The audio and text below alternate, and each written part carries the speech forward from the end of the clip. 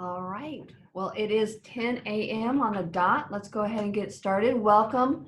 I want to wish everyone a very pleasant good morning to you, wherever you may be. I'm Julie Arthur. I'm the CASH Chair and Executive Director of Facilities and Planning for Palm Springs Unified School District. I hope that you and your families are safe and well during the COVID-19 pandemic.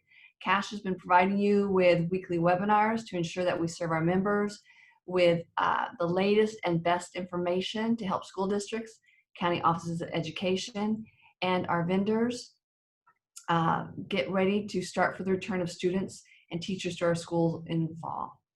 So last week, CASH's webinar was part 2 of maintenance and operation.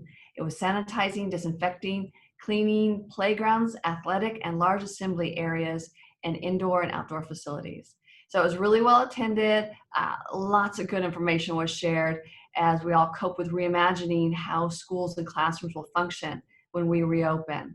So for a recording of this and answers for the questions that were asked during the webinar, please go to our CASH website, click on the COVID-19 link, and see all the info there. So today, it's the 10th in our series of webinars, and it's titled Communication, Parents, Students, Employees, and Community.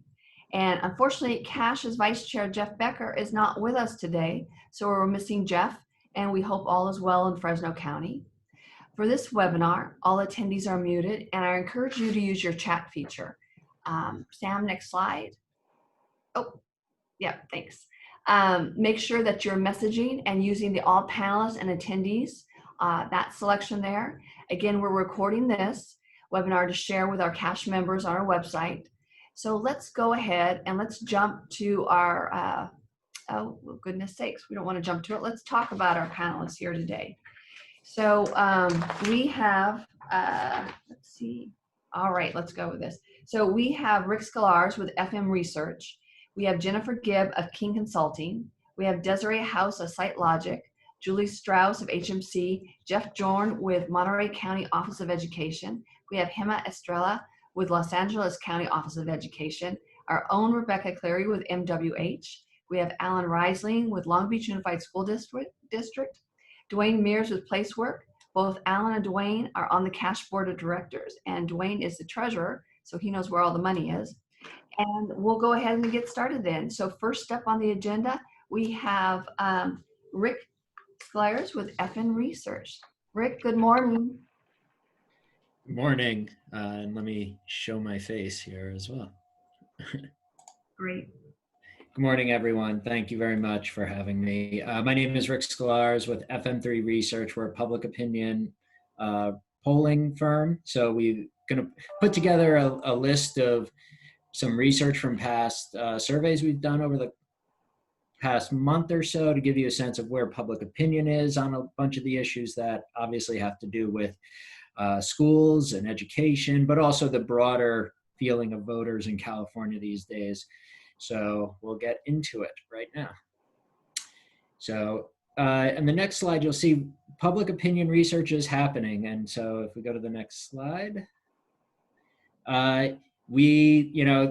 everyone's at home, and actually this is a really good time to do survey research, either online or by telephone.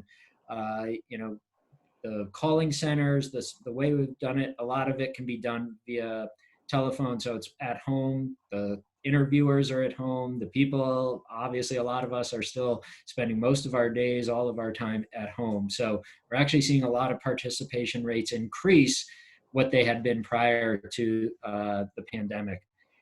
People just have time to do the research and are at home, and it's a distraction maybe, but it's also something that we're finding people are really engaged with because we're talking about issues at the local level, particularly with respect to schools.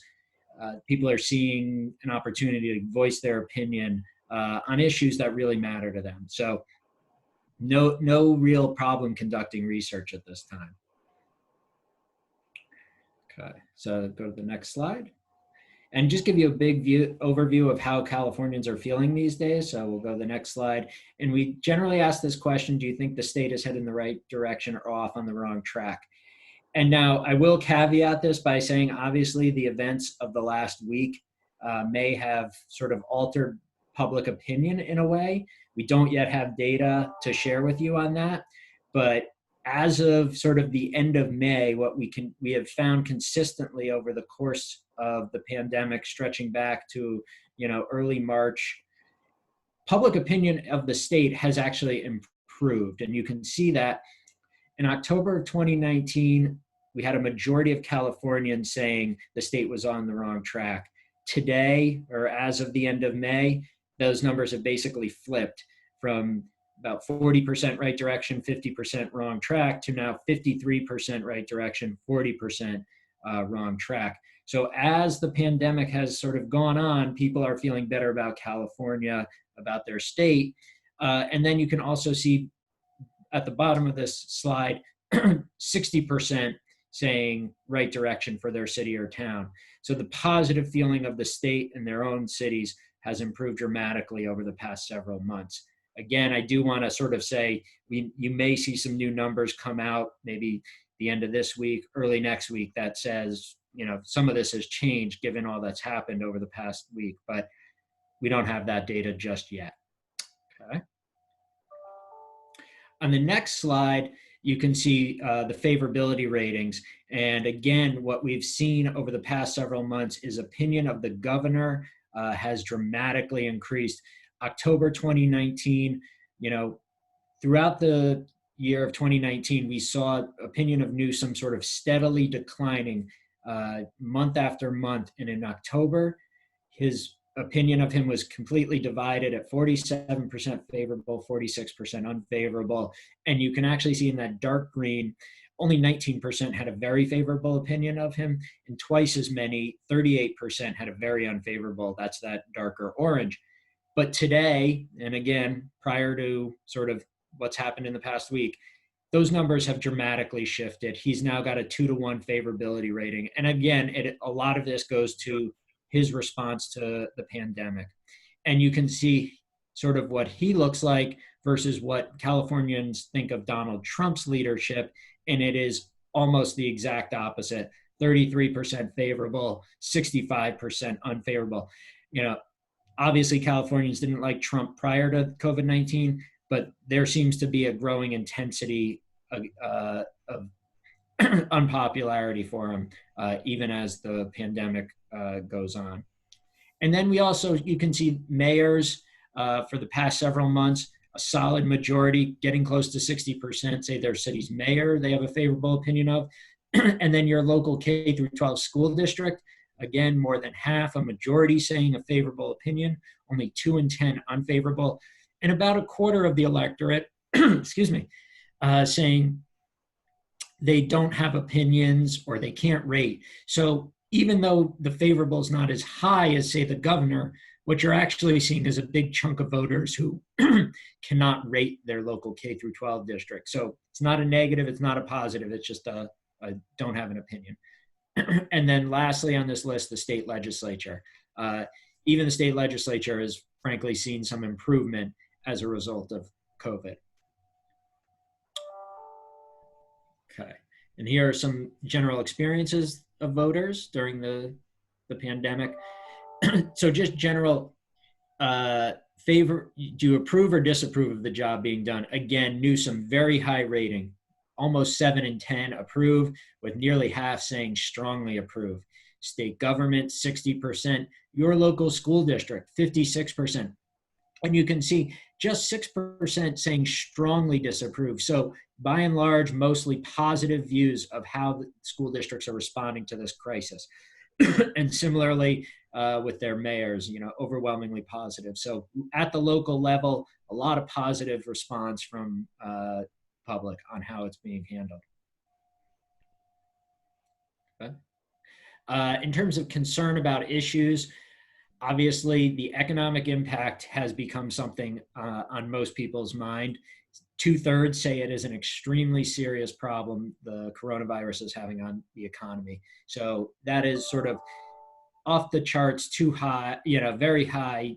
We just don't see numbers like that very often. You even sort of go down this list and you can see the cost of housing, something like that, in the middle of this slide at 47%. That was the number one issue for a very long time in terms of what voters were concerned about in this state. It's still very high. We would consider that 47% extremely serious and another 28% very serious, a very high issue. But you can now see it's the economic impact of coronavirus 20 points higher on that extremely serious problem. So that gives you a sense of how concerned people are about the economy. And not too far behind those are healthcare and the health impact of the virus. So a lot of deep concern about it as well. But there's still a host of other issues that people are concerned about. You can see, when you start looking extremely and very combined, it's not like these issues are going away and that it's only about the virus. These issues remain, and Californians continue to be highly concerned about them. Okay. We do ask the question of which is a bigger concern to you. Is it that the potential for infection of you, a family member, a friend by the coronavirus, or is it the economic impact? And actually, when we put it in that context, Californian voters are divided, roughly equal in number. 45% or 46% say the risk of infection versus the economic impact. However, demographically, you can see there are some differences. Women, voters earning in households under $100,000 of income per year, older voters, those over the age of 65, all say the risk of infection is a bigger concern to them. Whereas men, higher income households, middle-aged voters, and then white voters are saying the economic impact is a bigger concern. You can see, in terms of race and ethnicity, voters of color by 10 points are more concerned about infections, whereas whites, half are saying the economic impact. So there's a divide there as well. And we asked, do you think the worst is yet to come with respect to the coronavirus, or the worst is over? It's relatively divided, but you can see perceptions of the worst is over tend to be in sort of more of the rural, less densely populated parts of the state, Central Valley, inland areas, and older voters and conservatives. So again, we're seeing this somewhat demographically as well as ideological split among the population, whereas liberals, younger voters, voters of color, voters in the more urban communities of particularly LA County, Bay Area, still think the worst is yet to come. But there are a lot of voters, 23%, who don't know. So you can see there is still this degree of, we just don't know where we are in this yet. We haven't really gotten to a point where that can be a judgment can be made. Okay. In terms of their own personal financial situation over the next several months, most voters, 61%, still feel confident, but a third are saying uneasy about what the next few months hold. And you can see that concern skews a little more towards younger voters, those under the age of 50. African Americans are split on it. So that's a big difference in terms of the population. You can see whites less concerned, a little more confident at 65%. And then LA County voters also expressing some more concern, which makes sense given tends to be a younger, more diverse demographic of the state. Whereas the Bay Area, it's a higher income area. It tends to be a little more insulated, but you can also see the more rural area of the Central Valley, Central Coast also expresses a little more confidence. So does the Sacramento rural north. Duffy, can I just stop you for 1 second and go back to that slide? Uh, the total confident measure that you have is 61%. Appears to me to be counter to what we hear on the national news about the country as a whole. Am I accurate in that? Or do you have any information about that? Are we more confident in California and it's less confidence nationwide? I think part of that could be to some extent a function of this is a survey of voters. And so voters tend to be a sort of little higher income, higher educated demographic of the population. Some of the national numbers that we're hearing is more of, population as a whole. And so that could be some of it being impacted. It's also, some of the national numbers, this survey was taken more in sort of the early part of May, mid-May. And so over the last couple of weeks, those could be changing as the economy just, people start feeling like we've got to get out of this. And anecdotally, we have been doing online focus group research. And what we're seeing, particularly with younger voters, is this sense of, I know we have to do the social distancing. I know this still is out there, but at some point I've got to get back to work. And this seems to be a higher degree of concern among the younger voters, particularly those under the age, I'd say, of 35, who really feel like they're in a tough situation now. Based on what you just said, Rick, if they have children at home and they're believing they need to get back to work, the schools are going to be ever more important to them because of assuring them that their children are being taken care of during the school day. Yeah. And that's I think that's a focus for school districts today that we need to emphasize. I think that makes sense. Okay. You can go to the next slide. I think we sort of mentioned this up front, sort of who are the people who are most concerned about getting sick. And you can see that about 4 in 10 say they extremely or very concerned. So those are the people we sort of, when we look at data, those expressing that level of concern means that's a real worry for them. And again, what we're seeing here is it's sort of a push-pull, just going back from the previous slide of who are the most concerned about their financial situation. It's really a lot of the same people who say they are also more concerned that they themselves or a family member could get sick. And you can see that particularly African Americans, people under the age of 40, LA County people. So, it's a very difficult situation when you think about it, because the people who are feeling most economically vulnerable are also feeling the most vulnerable by health as well.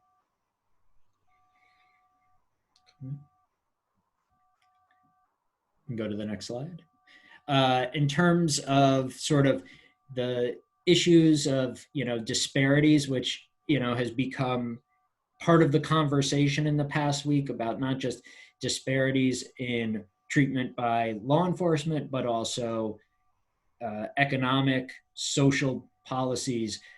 You can see on this list, the vast majority, 82% of Californians agree that low-income Californians are being disproportionately harmed by the economic impacts of the coronavirus. Low-income Californians disproportionately harmed by health impacts of the coronavirus. 76% agree. 2/3 agree that people of color are being disproportionately harmed. And 60% say people of color are disproportionately harmed by the health impacts of the coronavirus. So, all of what we're seeing today, for the past week or so, it's you can't sort of unravel these two things. There is a recognition that people who are, treated unfairly in one respect are sacrificing, getting hurt in another respect. And so these two issues are interrelated as well. Okay. And then in terms of how this is affecting them economically, you can see 4 in 10 Californians say they've had hours reduced at work. They've had 3 in 10 had their wages reduced. But we also have 3 in 10 who say they've been designated an essential worker. 1 in 4 Californians say they've lost their job. And another 17% say they've been required to work even though they've had health concerns.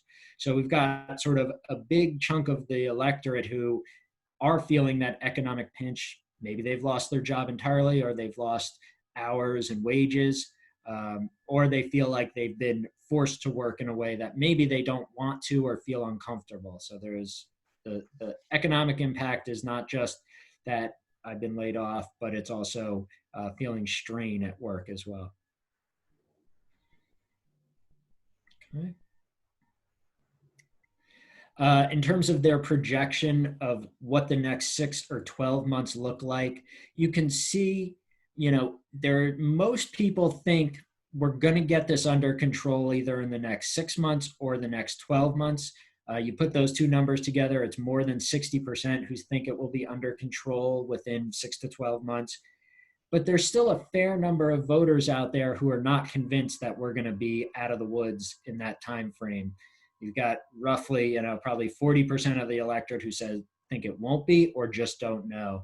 So this is not by any means something people feel universally we're on the right track yet. There is a lot of concern that this will go longer and be a problem for more than just 12 months.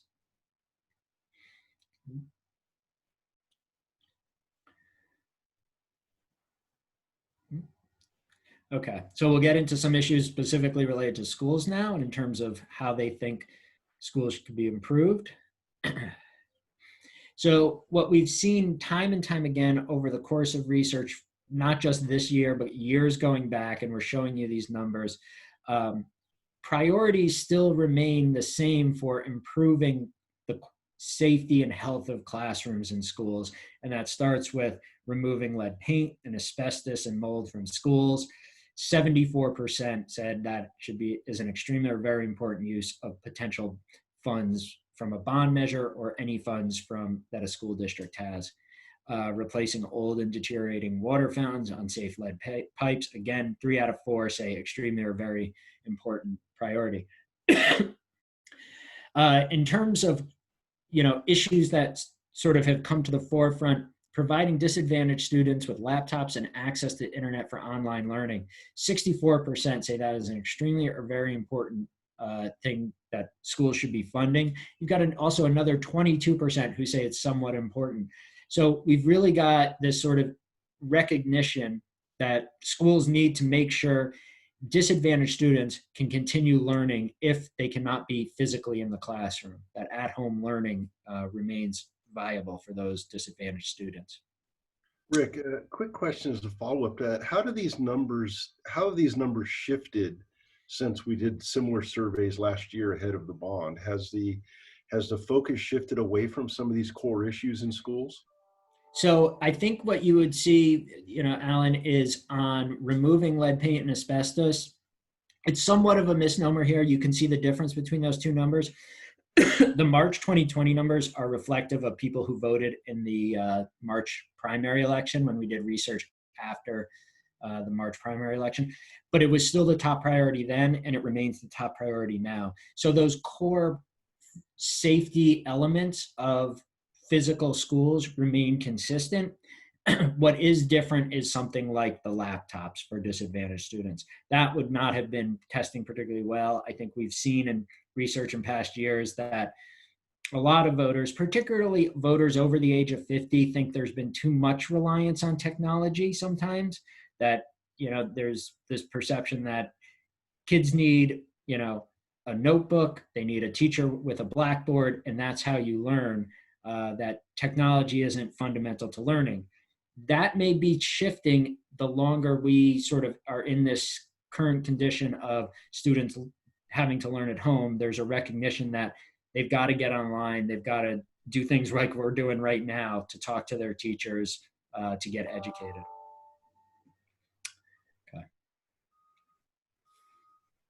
Some other elements here we tested, and you can see, there's some new ideas of should schools be investing in things like thermometers, face masks, and other equipment to protect students and teachers.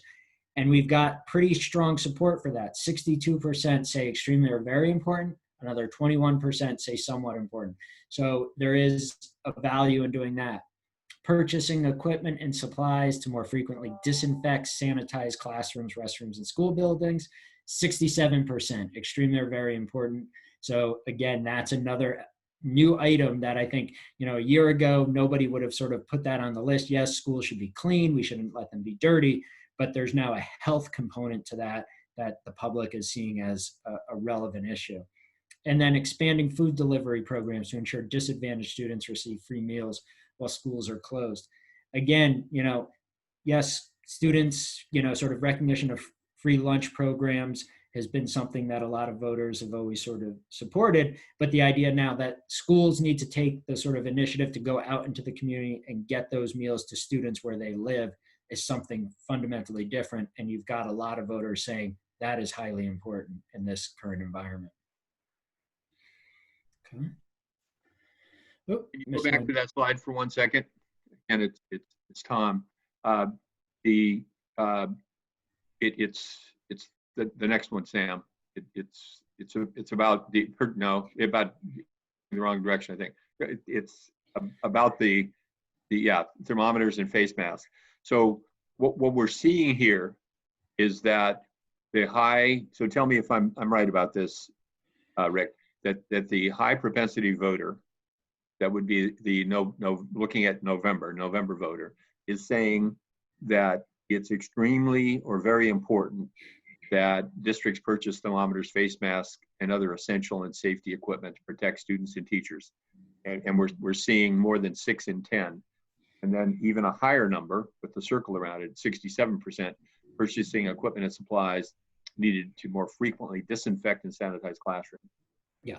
And I'll make a comment about food service in a moment, but those two I think are really important for our attendees to see and to internalize and to bring to the people that will be adopting budgets or looking at the expenditure of capital funds with capital budgets into the coming year. And that's, and I know Alan and others have really focused on this, and we'll hear from Alan in a few minutes. And then the food delivery program, we have identified this as being the essential service that districts really have been providing even before online learning. And school districts have done an extraordinary job of this. I think the voter is saying, again, more than 6 in 10, saying that that's a very important program, especially for disadvantaged students. And I think our district attendees, understanding all that is really important. So I really appreciate you providing this slide. Great. Okay. And just a few more here. I wanted to show you this one of improving technology, high-speed internet connections, online learning. And you can see it actually, we don't have to go back to the previous slide. It's 65% extremely very important, but that extremely important is a little lower. And so what I think we see here is sort of the making sure that disadvantaged students get those opportunities. So it's not just kids who, their families can provide them with computers or have internet access in the home. It's making sure that every student continues to have those opportunities. So it is a little different when we give a slightly different description of what the purpose of it is for.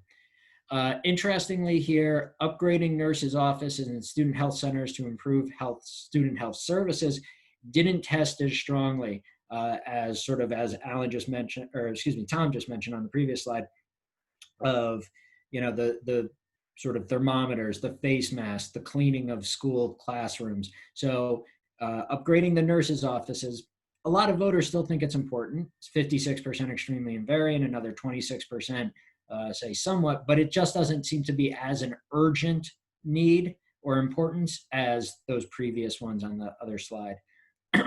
And then lastly here, dedicated source of funds for essential school repairs so schools can continue to focus on classroom education. Almost 6 in 10 say that's extremely or very important. And it's just sort of, we use this and test this consistently because it sort of goes towards, well, then we need to pass the bond measure or find a new source of revenue to fund classroom repairs or school repairs, rather than having to dip into budgets when we want those in the classroom. So you can still see a fairly large amount of voters support that idea. Okay, move on. And to that extent, that once we inform the public that yes, there is a sort of a bucket of dedicated money from a past bond measure, there's 3.7 billion from Prop 51 still available, overwhelmingly voters support getting that money to school districts to repair schools and classrooms. 67% favor it, just 25% oppose. You can see the strongly favor at 30% is roughly twice as much as the strongly oppose at 16%. So voters are sort of saying, yes, it's there, let's use it.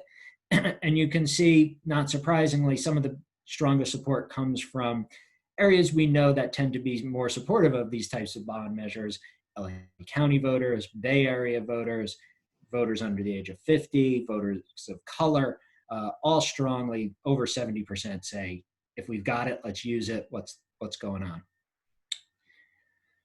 Okay. And now we'll get into sort of a few questions we asked about reopening public schools. Okay. So we asked voters a series of questions, asking them, here's an idea of how we can make schools and classrooms safe to reopen. Do you think this is a good idea? And if so, is it a very or somewhat good idea? And what you can see here is sort of the basic, just let's clean, disinfect, sanitize classrooms and restrooms every day. 68% very good idea, 90% total good idea. So that's sort of a no-brainer, as is making sure these schools have plans in place if anyone should test positive, whether this means contact tracing, quarantining, however that is defined in the respondent, how they view that emergency plan. But yes, we've got to have a plan in place if somebody should test positive for coronavirus. Getting a full-time nurse on every school campus, 60%, very good idea, 85%, somewhat good idea. And really, all of these sort of people say, let's do it, it's a good idea. What's sort of interesting as you get to the bottom of the list, you can see the idea of splitting school day sessions. So some are coming to classroom in the morning, some are only in the afternoon. Only 37% say very good idea. 70% still say it's a total good idea, but we're starting to see people say maybe that's not the best way to do it. And some of that might be people sort of concerned of how that's going to work. How are we going to sort of make this system work if we're splitting up school day sessions? And similarly, the idea that half the students 1 week would be in school and maybe the other half would be online, and then you could sort of take turns who goes to the classroom and who goes online. Only 25% say that's a very good idea. Still got a majority, 60% saying it's total good idea, but you can just see sort of the basics of let's clean the schools, make sure they're sanitized, that there's plans in place, that we have healthcare professionals on the campus, we've got face masks, there's thermometers and other supplies available. Those are the things voters sort of say that's the best way to do this. Little less support for these ideas of splitting up days in classrooms. Okay. And just wanted to show you some of the differences in a little bit. There are some gender differences. It's kind of interesting. Everybody pretty much agrees about the sanitizing schools, emergency plans in place. But by the difference between men and women on coronavirus screenings, holding split day sessions, having students attend in person versus the other half online, women are a little more supportive of each one of those. Now, we know maybe women are more likely to be the ones taking care of kids if they're at home. We've heard lots of stories about how obviously there's still gender divide on childcare. So maybe that's part of this, but it's interesting to note women more supportive of doing things that seem to get, kids back in school more so, even if it's on a limited basis, whereas men a little more not saying it's a bad idea, but just not as strongly positive about it. Okay. And then lastly, we asked if all of these elements that we've been discussing were put in place, could schools be reopened safely? And it's sort of, we asked California public schools in general, and then your local public school. So for both sort of come back with very similar results. Roughly 7 in 10 to 3/4 say, yes, it could be safe. However, I want to caveat that a little bit by, you can see the very safe is more like 1 in 4, whereas the somewhat safe is getting more of a 45 to 50% range. So while they do think they're safe, are they going to sort of give unqualified support for them? No, there's still some hesitation. It can be done, but it's not going to be completely safe. And then you can see there's about 25% who say no, they won't be safe, or I don't know.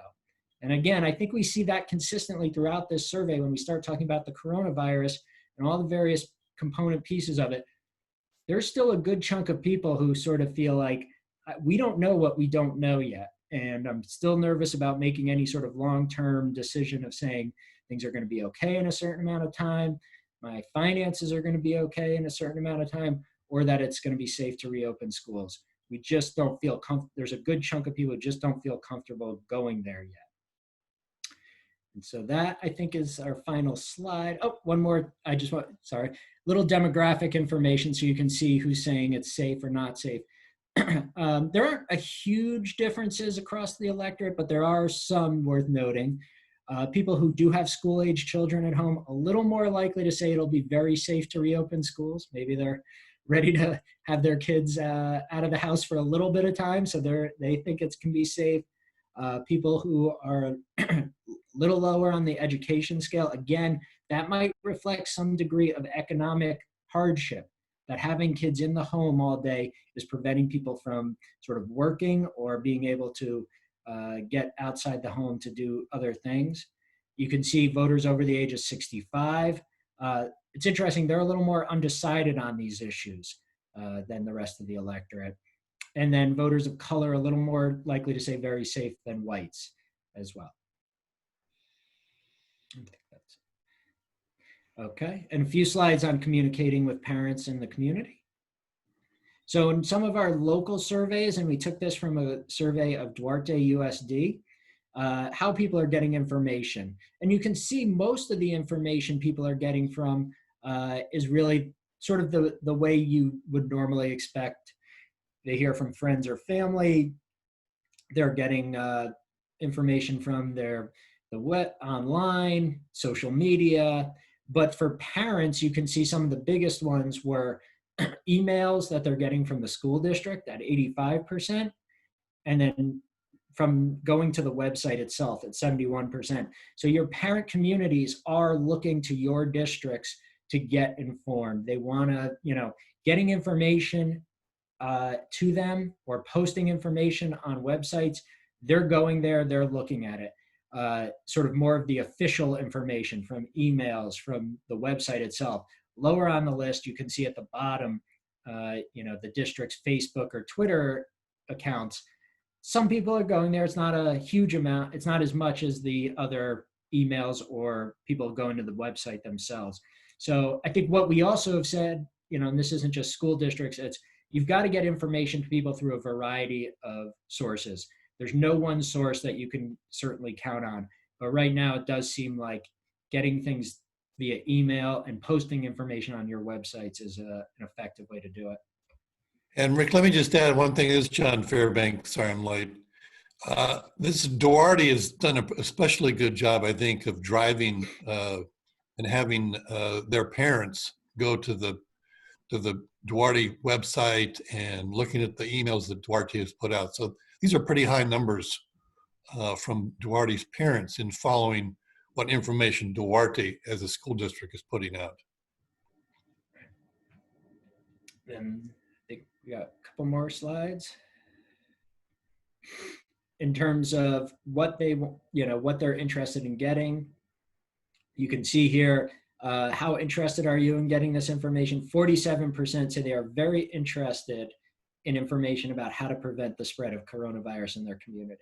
So, all of the issues, I think voters want to hear from, local organizations, be they their city, their county, their school district, anywhere they can get information about, issues, be it about the coronavirus, how they can help, get their kids the education they need, improve the quality of, education that they're doing online. They want that type of information. So at this time, I think, as what these numbers show is, we don't want to obviously overwhelm people, but to the extent you can get them information, providing more is going to be better. You don't have to sort of feel like you're overloading people with more information, because people are out there looking for information when they have questions.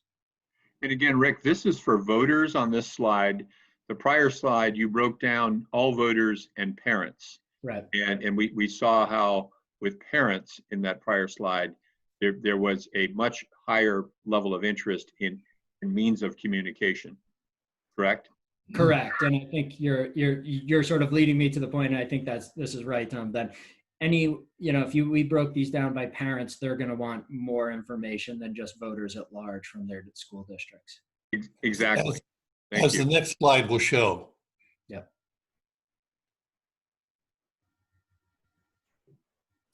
Oh, so here you can see the parents of district kids, and these numbers are much higher. So you can see that's sort of the point here, that the parent community is looking for information from the school district. They want to hear from you to tell them what can they be doing, what should they be doing, given the circumstances.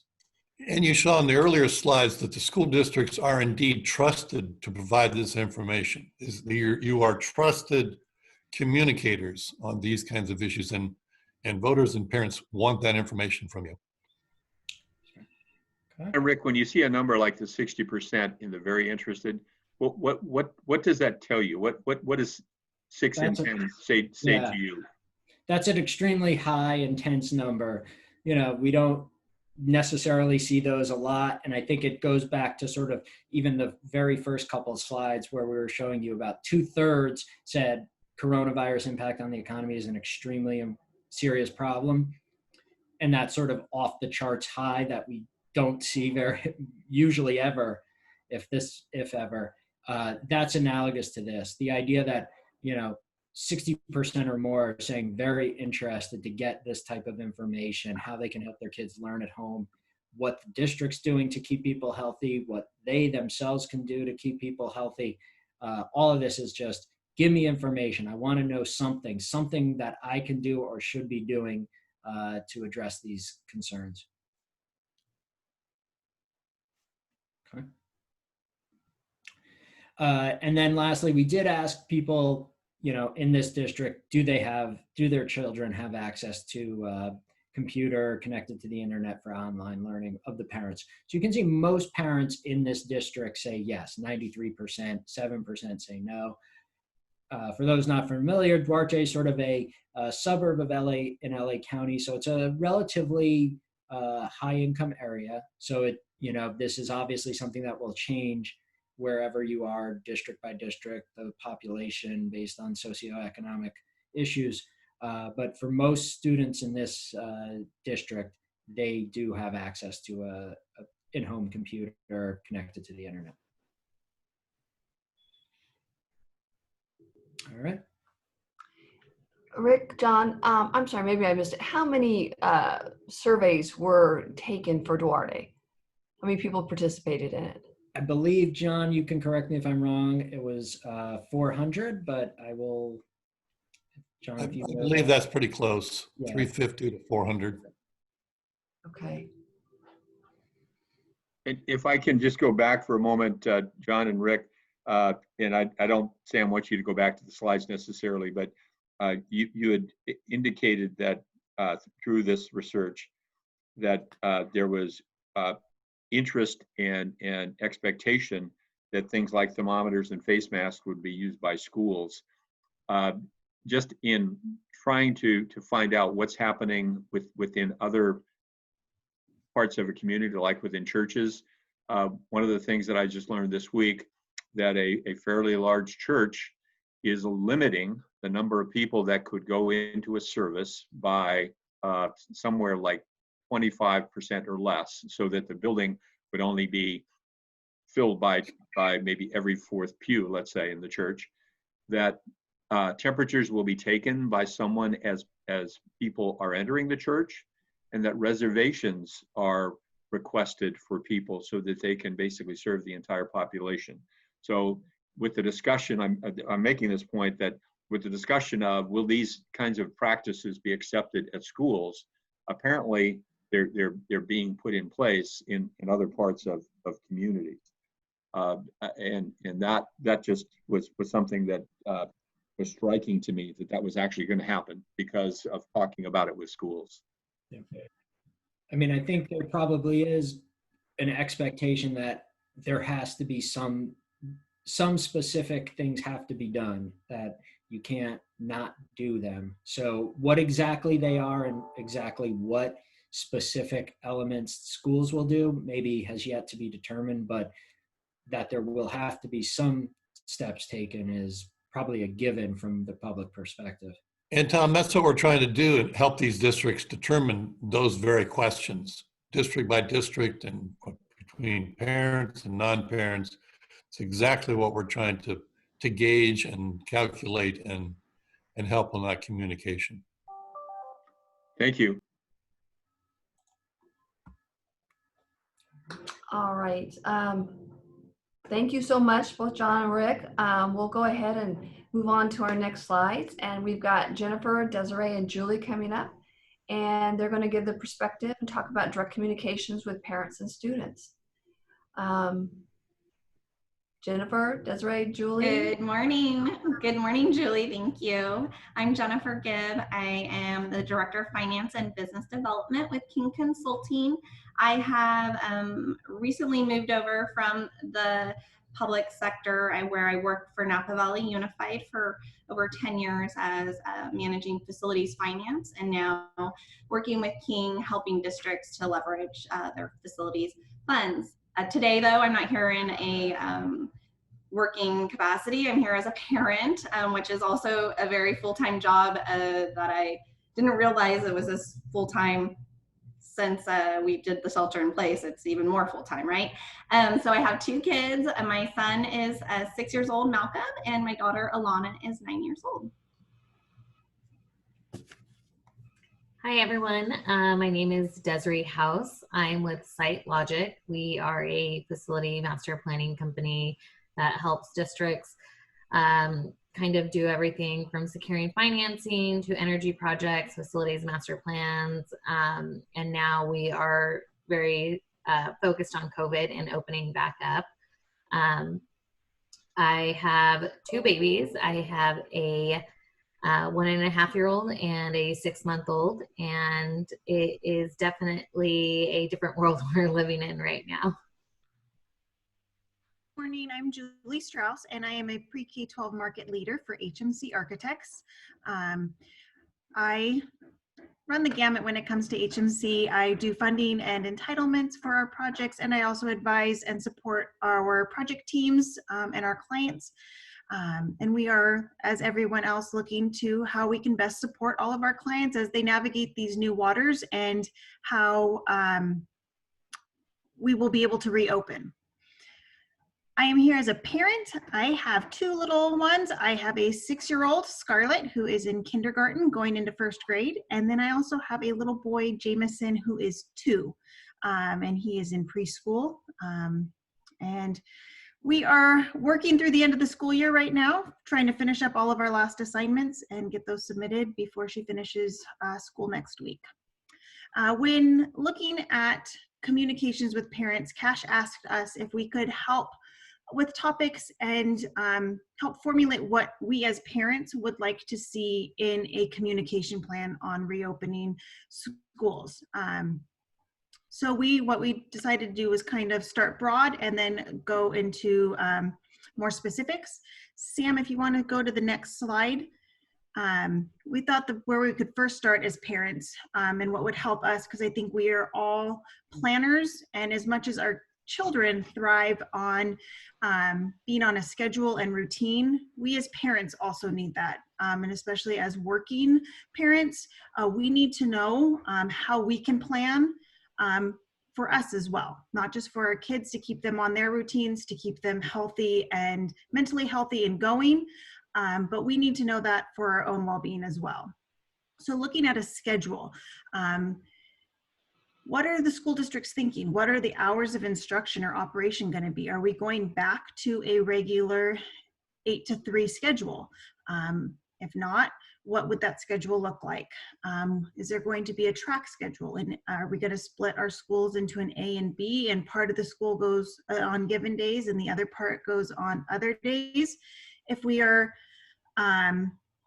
looking at that, you know, how does that look when at a high school level or at the elementary level? If you have multiple children, will they be on the same tracks? How will that work for us as parents? Meal service, what is that going to look like? Or will meals be offered to all students? How are our children, if they are on, if they're getting meals at school, how will they get them? I know for me, one that I use quite a bit and we are reliant on is extended care. This is a fee-based program. So will this be able to be provided? How will this work? My daughter goes to morning care and after school care. And I need that as a parent. My husband and I both need to get to work. And so she goes to school about 7 o'clock and gets picked up about 5:15 every day. So how will all of these work? And we don't expect all answers right now, but just, you know, to have these items addressed in some fashion, and to know that there is a conversation going on about them would be very helpful. Next slide. So we also then wanted to talk about how you get your kids to school, right? And so now we know the schedule, and now how are they going to get to school? Is it from private transportation? I drive my kids in, but a lot of kids use bus transportation. I know in the past few webinars we've been talking about the busing and those transportation opportunities. And so really, what does that look like? And how as a district are you going to screen our kids, right? Are you screening them right when you drop them off? Like Tom and Rick were stating earlier in the webinar just a little bit ago, this is real. They're starting to screen and, you know, check your temperature and make you wash your hands with hand sanitizer right when you get into a building. So is that going to happen for our kids, and what does that look like? Really just helping to prepare our students and our kids for what it is. I like to know what I'm facing, and I know my kids do. They have high anxiety and they want to know what it's going to look like, right? And another thing as a parent, I have 2 kids. They both currently go to the same school, but is there a staggered drop-off time? Because all the kids coming in at once, if you are going to have to screen, how are you going to do that, right? And as a working parent, I can't sit around for half an hour. Sounds selfish, but I need to know, am I going to have to sit around for half an hour to wait to drop off one kid, my kinder, or and then my older child, right? What does that look like for a parent? So that's really important for us as parents to know. And as I was talking with some of my friends that have students as well, those were some of the ideas. Like, it's okay, like Rick was saying on some of his analysis that he's done, it's okay, whatever the plan's gonna be, but we just need to know that the polling saying that parents want to know, right? All right, Sam, next slide. And, you know, we definitely wanted to address the learning environment. As parents, it's important to know, you know, what our kids are doing when they're in the classroom. Especially now in regards with, are kids going to have to be wearing masks? Who's going to be providing that PPE? Are parents going to be required to do it? And that also can can be a distraction for kids, whether it be, you know, there's a cartoon character that you know, I don't like Spider-Man, I like Batman, and now the mask becomes the form of conversation. Hand washing, you know, how are you going to get 20, 30 kids to wash their hands all at one time? And how much time is that really going to, you know, take into when they should be learning? What kind of technology is going to be made available? If they're using Chromebooks or tablets, is it going to be specific to that student? Are they going to be disinfected while they're, you know, in between uses? And then, you know, one thing that we really wanted to touch, that I feel that the communication needs to be there is, you know, safety. So it's being said, you know, we need open air circulation, fresh air into the classrooms, and that goes kind of against everything that we have in place already for active shooters. So now instead of keeping the windows closed and the doors closed, we're going to have windows open and doors open. So what's going to be the plan for addressing safety of the other risks that we've already had in the past prior to COVID? And also sports, not so much for the younger kids, but for the older kids, that's kind of a root of their identity and how they truly feel connected to their friends and their school. What's that look like? Are sports coming back? And if they do, what is it going to be like? Is it going to be open tryouts? Is it going to be, you know, no guests at the games? Like what does that actually look like for the kids? So I think as parents, what we really want to know is just a plan from the districts of, you know, this is what we kind of foresee happening, or this is what we're discussing, and just an open line of communication, whether it be on your district website or, you know, just kind of like a suggestion drop box of things that a parent can just submit something to you, and you can kind of read through it, and it can be something that might be able to be addressed. Next slide. So we know that COVID has taken a toll on the economy, and that there have been budget cuts and there will be budget cuts, and that funding is going to be an issue. But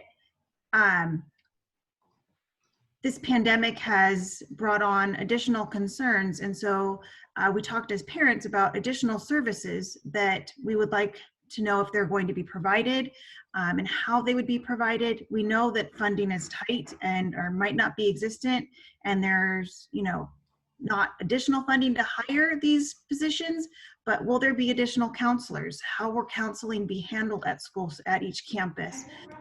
Nurses and health attendants at each campus. I mean, schools rarely have a full-time health attendant or a nurse.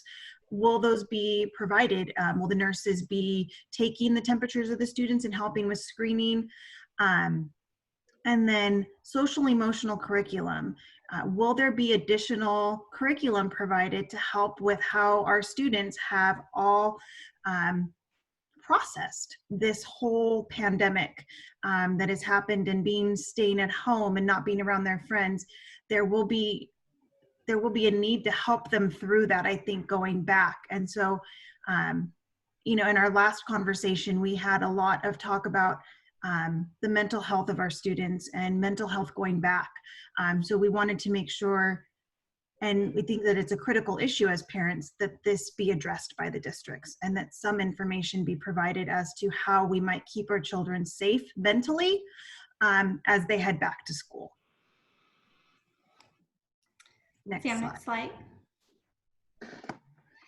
So as a parent, I'm concerned of, you know, I want to know what the sanitation and cleaning is. I know my son Malcolm really wouldn't care, right? He can barely get him to take a bath.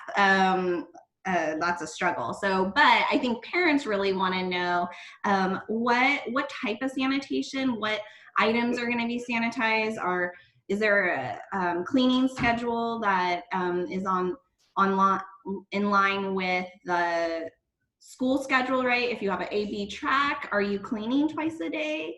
What does that look like? Just to assure me as a parent that I'm bringing my kid back. This virus may or may not still be out there, right? But these things are happening in the place. And then, like Desiree was saying, the air quality. So now we're opening up opening up the doors. I'm sure the HVAC systems will still be running because there's lots of places that still need air conditioning and heating, right? You can't always just keep your doors and windows open, which us as maintenance and facilities people don't really care for that idea, but it's real, right? So what does, as a parent, are the filters getting changed on a regular basis? What does that HVAC maintenance look like, and helping to disseminate that to parents in an easy to understand way, right? Will be reassuring.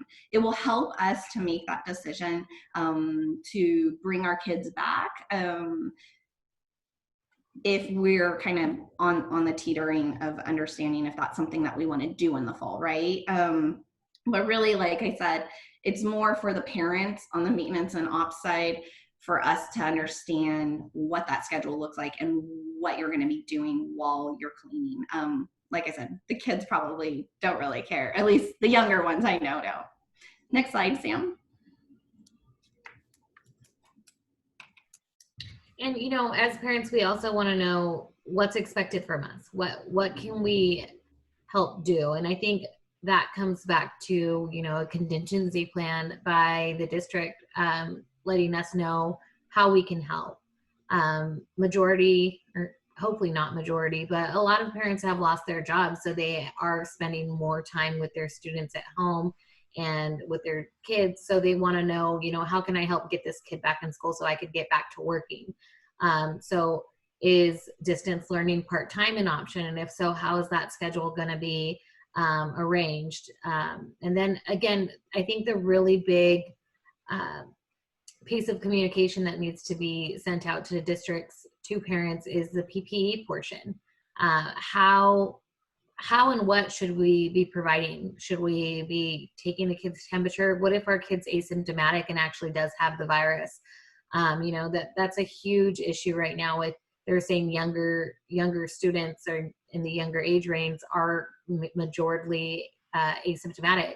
So we can provide the masks, but how's the district going to ensure that, you know, family A is washing that mask and cleaning that mask, and family B, you know, isn't? Or if we are doing a self-certification, how do we know that there's not going to just be someone that's just saying, yes, my kid's fine, just so that they could go back to school?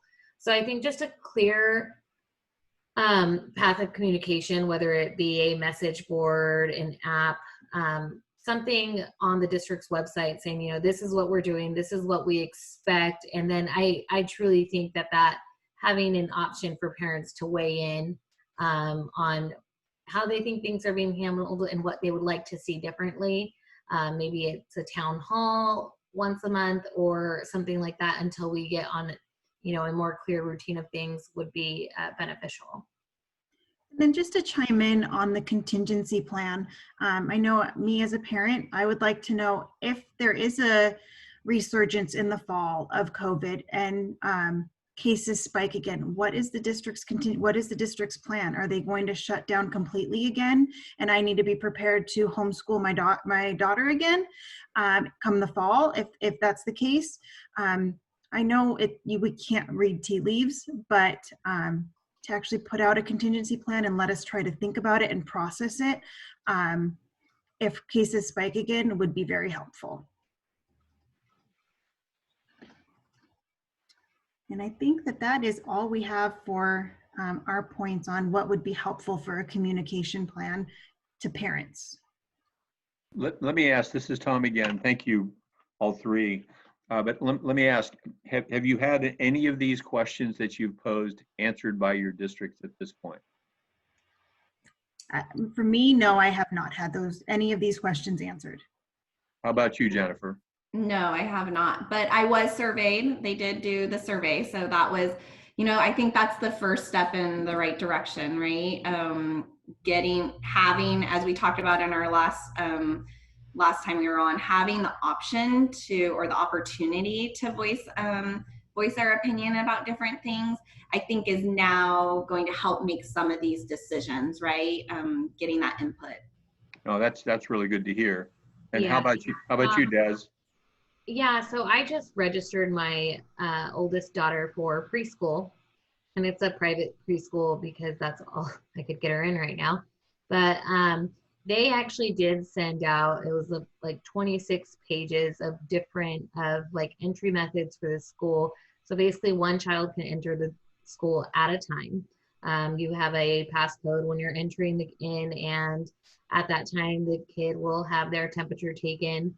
If they have a temperature, they cannot return back to school until they have a doctor's clearance saying, that that's okay. And it's just harder with the younger kids because, sometimes they get fevers from teething or things like that. But they just have this huge material that they gave us to, this is what's going to happen. And if the kids are sick, this is how we're going to try and separate them until we can figure out what to do with them if we can't right away, if it happens throughout the day. So I have seen that on the preschool level, and I think that's just a little bit easier to handle with the younger kids at a private preschool because you're limited on the amount of students. But of course, when you're at a district that has, 3,000 students, even, 1,000 at the smaller districts, it's just it's a different ball game. So, yeah. Thank you to all three of you. And just want to note for you that at a future webinar, we have three fathers that are from different districts than yours that will be commenting as well. I think the parents' perspective is extremely important here, and we have a lot of parents in the cash organization. So thank you all three. Yeah, I just want to really quick comment on that, Tom, if you don't mind. Is this is kind of at the heart of some of the biggest fear that school districts have about whether students are going to come back in material numbers next year and what to plan for. And I think this hits right at the heart of a couple of things I'm going to mention later, the communication strategies that we have, the really getting the good information out once it's been developed. I think we're a little early now because a lot of times we're still putting together planning, but as we go through the summer, communicating with our customer base, which is these fine ladies here, in a meaningful way that gives them a sense of comfort that they can send their children back safely to our schools is going to be critical for all of us to be able to continue to provide the services that we do. Also, I want to jump in real quick before, I know, Julie, you got to jump off, but before you go, so thought, you would prefer in the chain of communication as parents, you would prefer to hear directly from the school first, possibly then on the district website, and all prior to it hitting your local newspaper or something like that. Is that the sequence that you're thinking of in communication and hearing? Is that making you feel, I don't want to say special, but I think in communicating our plan, we have to focus on our parents first, make them feel they're in the know before any other general community is the plan shared with them.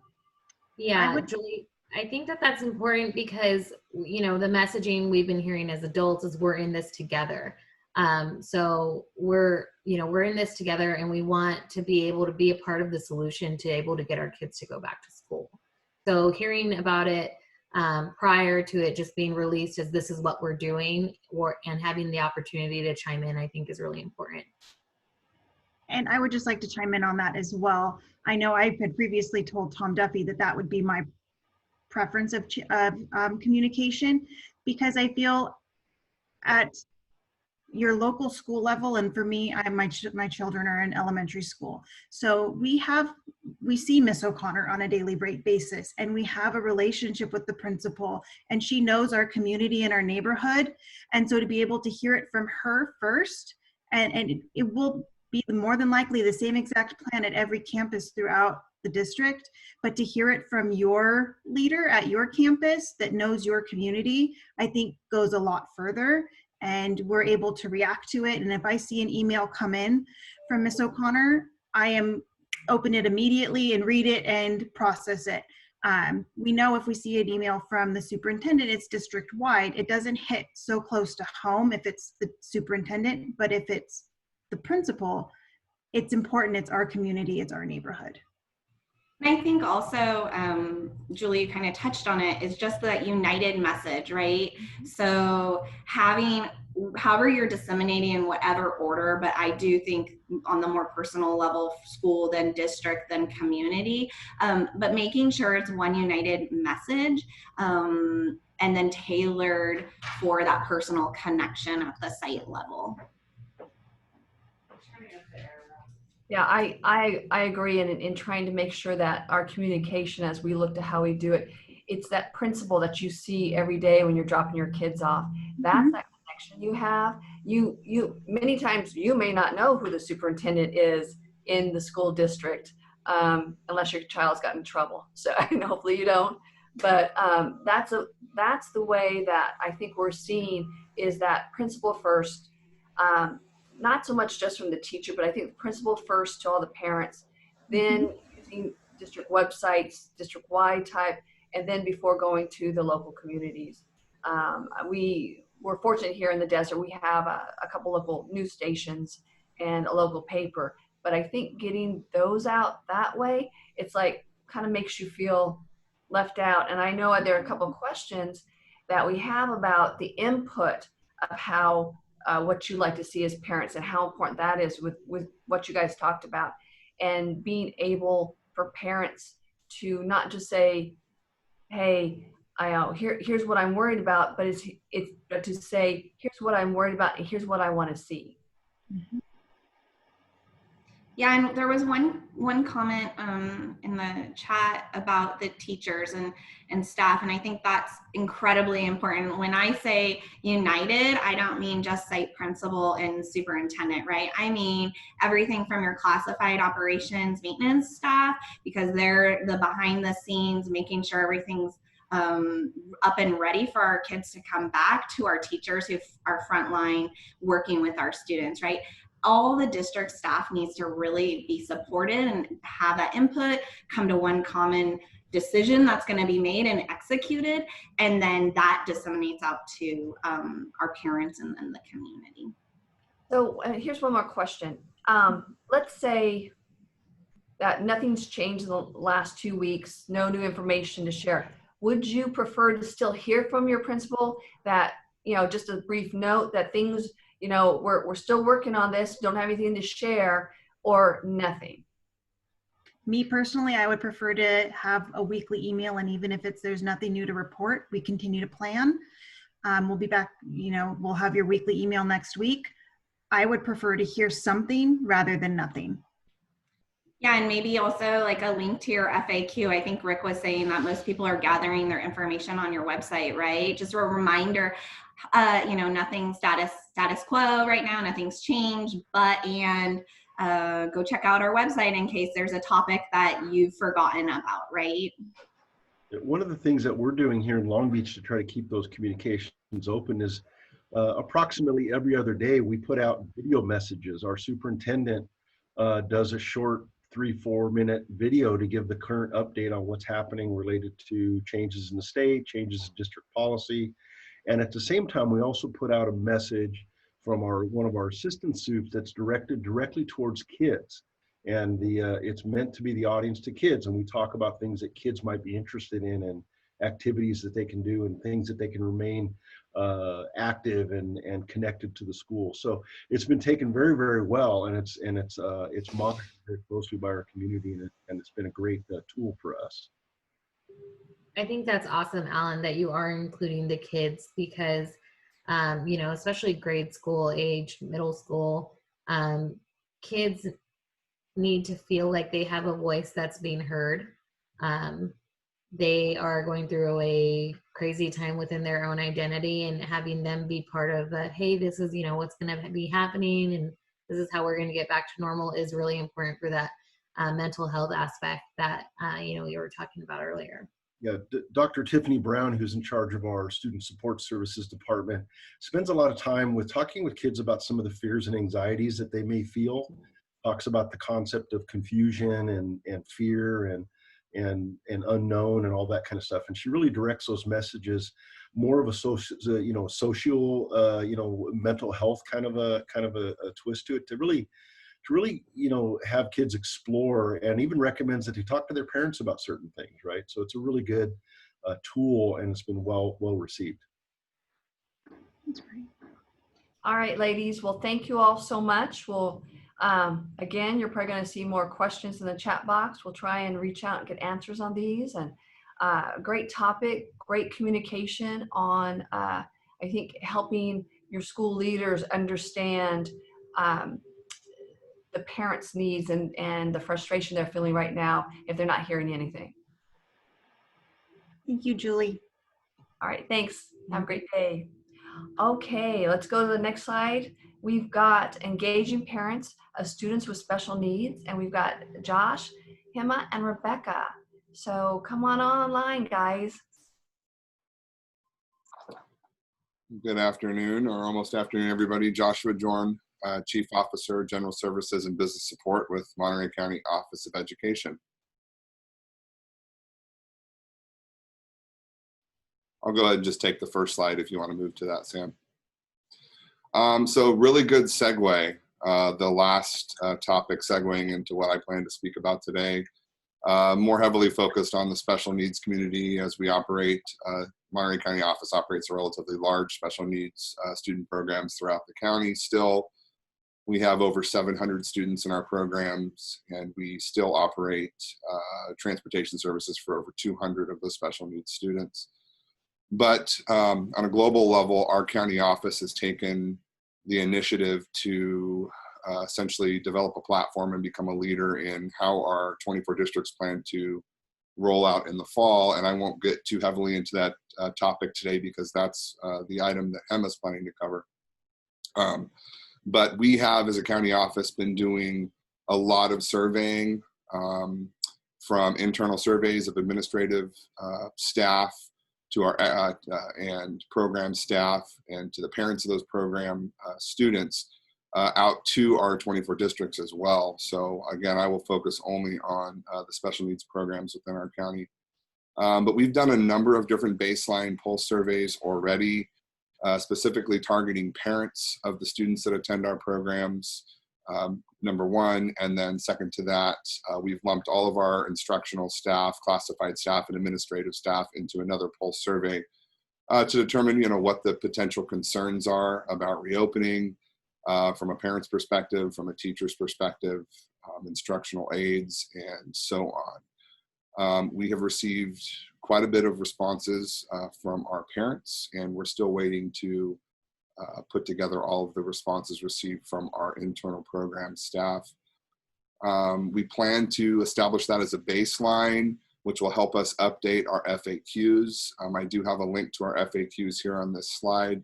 The county office has already developed FAQs, but it's a working document based on the information that we receive from these pulse surveys. We anticipate to do anywhere between 6 to 10 pulse surveys over the course of the next month, which will help us update our FAQs moving forward. Next slide.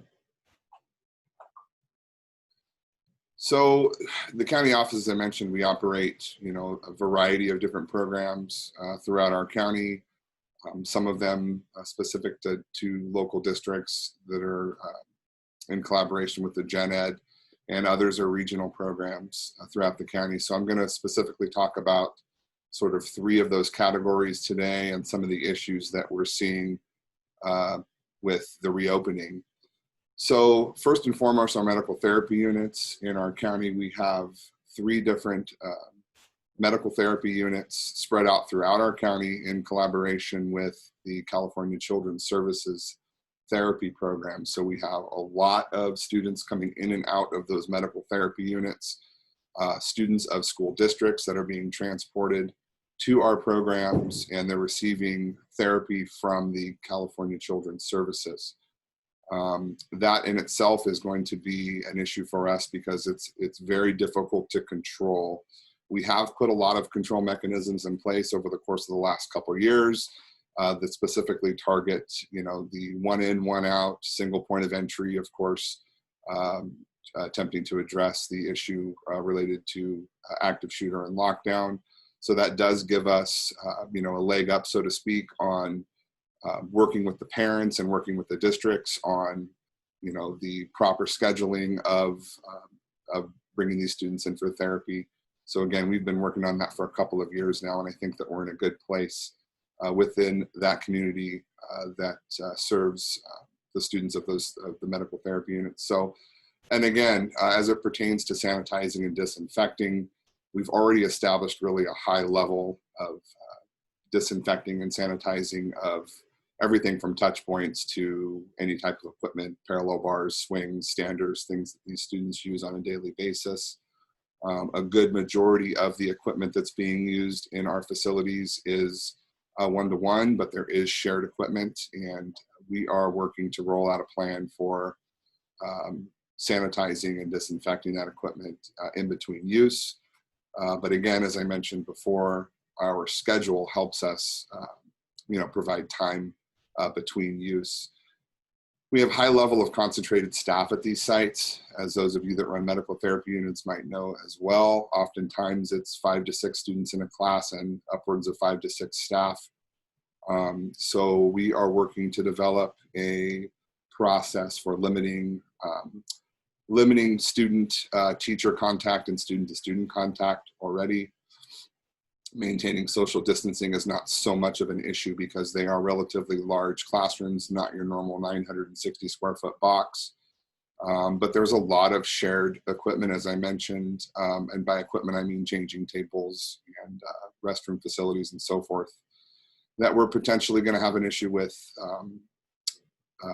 the sanitizing and disinfecting of with the in-classroom classified staff. They would essentially be going above and beyond their normal duties and daily activities to help our maintenance and operations staff sanitize and disinfect those specific items.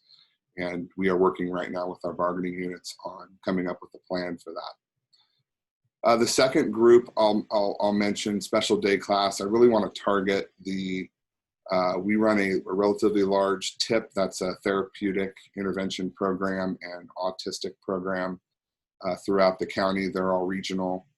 And we're running into a lot of issues related to those type of, that demographic of students.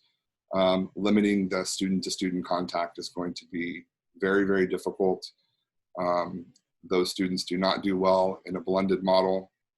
We've been trying, as everybody else has, to deliver a distance learning model to them, which has not been the most successful. But we do plan to bring back our TIP and our autism programs in the fall, and we may continue to pursue a blended model. But these are small spaces. A lot of activities, as you all know, occur in those spaces. We do have breakout rooms, cool-off rooms, and there is currently no dedicated operations and maintenance staff available to sanitize and disinfect those spaces throughout the day.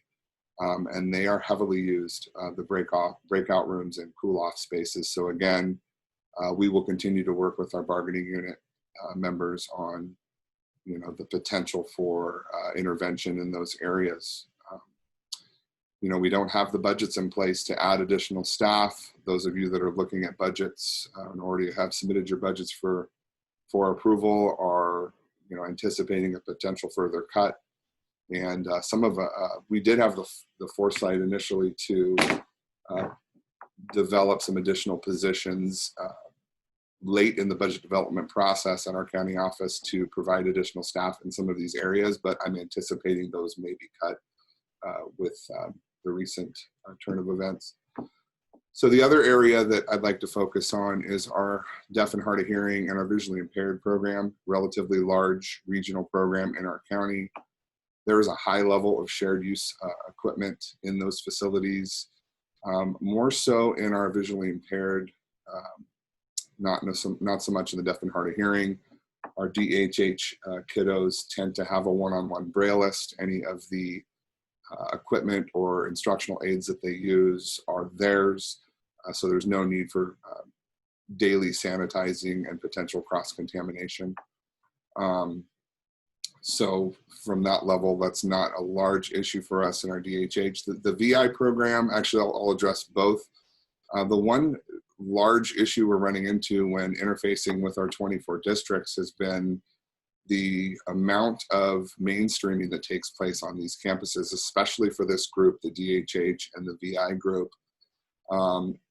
up until this past year, there's been, I would say it's about 60-40 gen ed, in-class gen ed time, as well as 40% pull-out time for these students to work with their one-on-ones in lieu of bringing them into the classroom in a general education setting.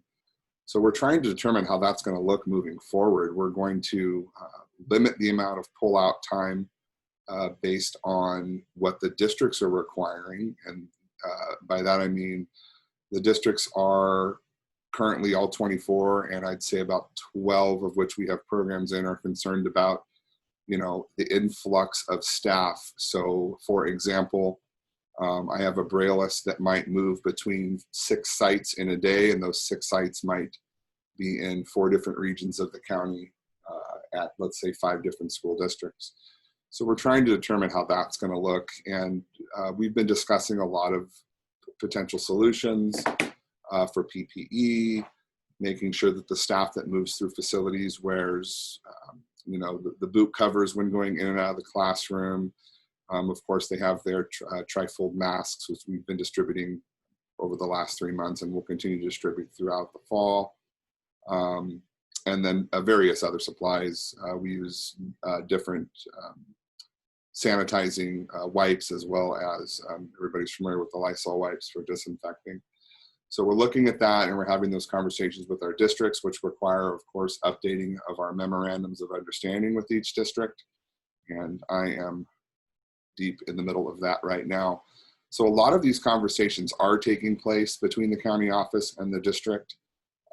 And some of these conversations are evolving as time goes on with the input we've received from the pulse surveys. I'd say that to dovetail into the previous conversation and presentation, that's probably one of the most important bits of information we receive right now, because when we're trying to plan our special ed regional programs as well as special ed local programs with our districts, we need the input of those parents. And of course, we need the input from staff and administrators as well, but more importantly, the parents. And we have been receiving quite a bit of input, and that helps us with updating our FAQs, as mentioned previously. And one final item I don't have listed on this slide was transportation, but I did mention it earlier. That is probably going to be the largest issue we need to tackle within our county. We have a large geographic region we cover. We have quite a few regional programs, and those regional programs are split among a number of districts. So to frame it for you a bit, we have 12 districts that we transport to on 10 different calendars, which is already a difficulty in itself. But when you're introducing the potential for A/B scheduling within those districts, you take 10 calendars and potentially turn them into 20 or 30 different calendars. And of course, we're transporting the most severe special needs students throughout the county, most of which have a one-to-one rider with them. Our buses are currently already at capacity with the students and with their one-to-ones. So without doubling the size of our fleet and doubling the amount of bus drivers we have, we currently don't have a solution as to how to transport, especially and in particular to our regional programs. A lot of questions, not a whole lot of answers at this point. I did share in the slide our FAQs back on the previous slide that the county office has developed. I'm going to be sharing out with Cash the results of our 4th pulse survey that's supposed to be coming in next week, which can help frame the question: how do we get the information out quickly to the parents, and is it enough substance that the parents are going to be happy with the decisions being made moving forward? So with that, I will pass it on to Hema. Good morning, everyone. It is wonderful to share with you the work that the LA County office has been doing and putting together on behalf of the districts of LA, but also it is the kind of framework that could be utilized by anybody. Any other district, any entity that could benefit from this particular information. So my goal today is to share with you that you are always in our thoughts. I have been so incredibly impressed in seeing every single organization immediately mobilizing to provide information, to help each other, to facilitate process for all of us to be responsive and to be appropriate for our own communities. And being part of a county office of education, I have been in touch with our colleagues about the kinds of activities that county offices are doing throughout the state, all 58 of us. And I know that we all have the same goal, and that is to communicate with our districts, be aware of what is happening at the national level, what's happening in our community. So taking it from one side of the equation to the other, and always maintaining in mind the fact that we're here to serve the students and to serve in the best manner possible while maintaining them healthy and safe. So our process at LACO, and if we could go to the next slide, included get together of all 80 superintendents at the very beginning of this pandemic. And our superintendent, Dr. Duardo, would get on the phone on a daily basis, and we would provide information on what was happening in the moment, from, ranging from, who's going to close and at what moment, and then all the way to what is public health telling us, and how are we as a county office going to advocate on behalf of the districts and on behalf of the students at the end of the day. So our superintendent put together this task force. We invited 25 of our districts, and ranging from a very small district out in a rural area to our largest district, LAUSD, in the middle of the heart of Los Angeles. If we could go to the next slide. So we began this dialogue with our districts. We wanted to know what would be important to them. We wanted to know how we as a county office could help them. And one of the areas that many of our superintendents and our cabinet members expressed was that they wanted to ensure that we were responding together. And this brings me back to Josh when, several years ago when I first met him. There have been efforts in Monterey County that have been put together as an entire county. And I believe that as communities, as professionals, every single district has the ability to make local decisions. But as a group, we could provide guidelines that could help everyone in being more consistent and maybe good neighbors, so that our responses, whether it's COVID-19 or emergency preparedness, would be similar, and that we could then be a much more stronger group when we need to do advocacy at any level, whether it's budgets or public health advocacy, any of those topics. So this particular group met for the first time on April 29th. We had a very strategic timeline. Our superintendent gave us a month to put this together. And if we could go to the next slide, what we were given as a specific purpose was to put together a planning framework so that school districts, lead education agency leaders could work with their teams, with their communities, to plan for reopening for the new academic year, the new school year.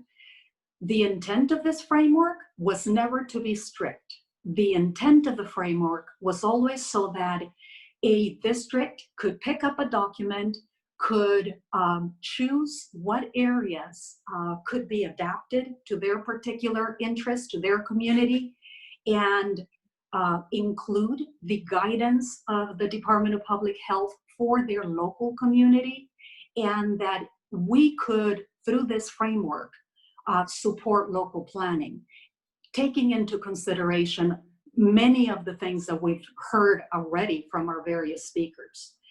The intent of this framework is very specific to exercise local control.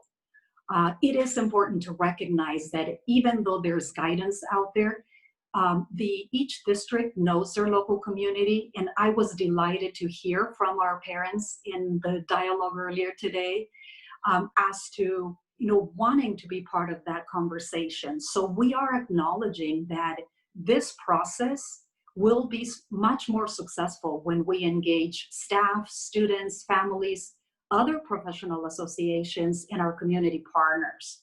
So our intent is to be adaptive, to be resilient, and to reframe how we are going to continue to move through this emergency. And if we could go to the next slide.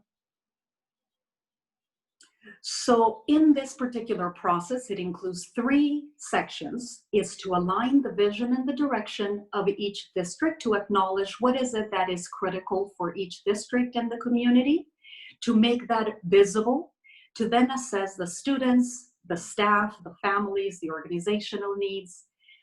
But one area that was really important for our planning process was that we would be able to put in front of you, in front of all of our stakeholders, the ability to pick up these templates, download them, make them easy to use, and allow each district to literally go through the template and determine the areas that may be usable to them and delete those that may not. And if we could go to the next slide. So in terms of the aligning the vision and the direction, some of the things that the task force specifically wanted to keep in mind is that we want to ensure, and I believe that this is probably a common goal for the entire state, we want to maintain continuity of instruction in one form or another. We want to keep students and staff safe and healthy. We want to be safe and healthy as individuals. We want to ensure access and equity for all students.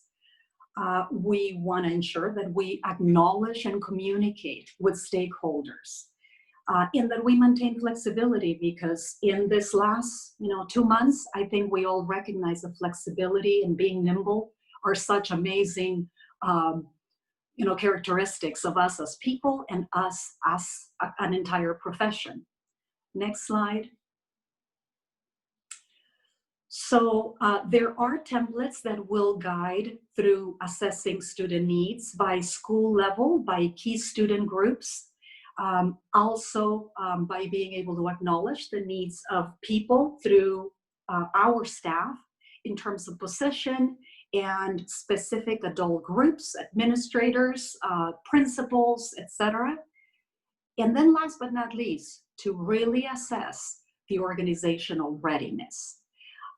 Including the health and safety obligations and all of the guidance that is new to all of us. And if we could go to the next slide.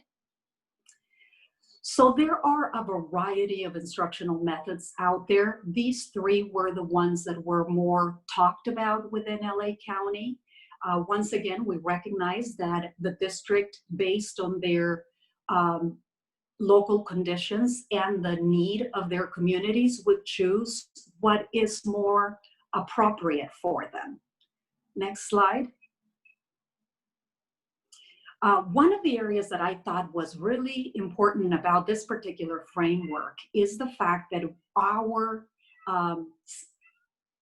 participating group acknowledged many different topics that they wanted for us to include in the framework.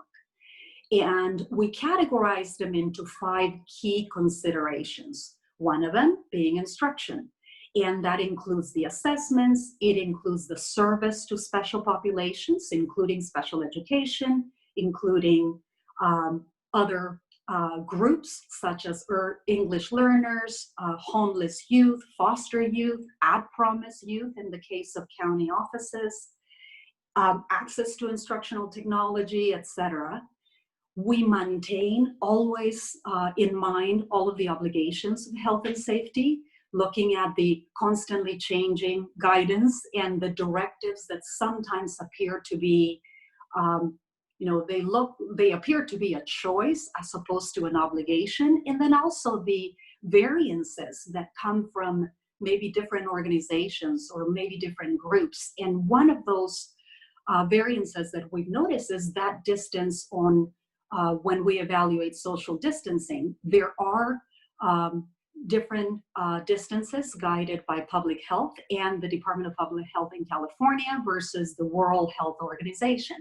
We obviously acknowledge that we follow the state of California and we look at the 6-foot distance as our official guidance. We could go to the next slide. These are the 3 additional focus areas and the planning considerations, and that is the acknowledgement that through all of this, we have a responsibility to maintain an eye and a very active eye onto social and emotional support systems, specifically acknowledging that the mental health of staff, of students, of all of us is important, and that we need to include families. We need to remember that relationships are important and that we have an obligation as districts, as county offices to reach out and acknowledge it, and to, just like it was said earlier on, to reach out in different ways. The section on family and community engagement is, I think, an area that in my professional experience up until today has been even more highlighted. We always want parents and families and students and administrators and principals and nurses, we always want everyone to be involved. But today more than ever, we want to hear their message and we want to hear what they have to say. And naturally, very dear to my heart is the last section, which is the operations, including facilities and all of those things that are affecting the community that I'm part of. In operations, the idea of people services and human resources is included. Nutrition, student cannot learn if they are not, if they haven't had a good night's sleep and didn't have enough food. So we want to ensure that these services continue to happen. And just like other speakers have mentioned, transportation becomes a very important piece. Communication, today's world is about the technology, and although I have been very quickly educated on the use of Zoom and the use of all of these new tools, we want to acknowledge that we also need to bring our communities to ensure that they could use those tools. Next slide.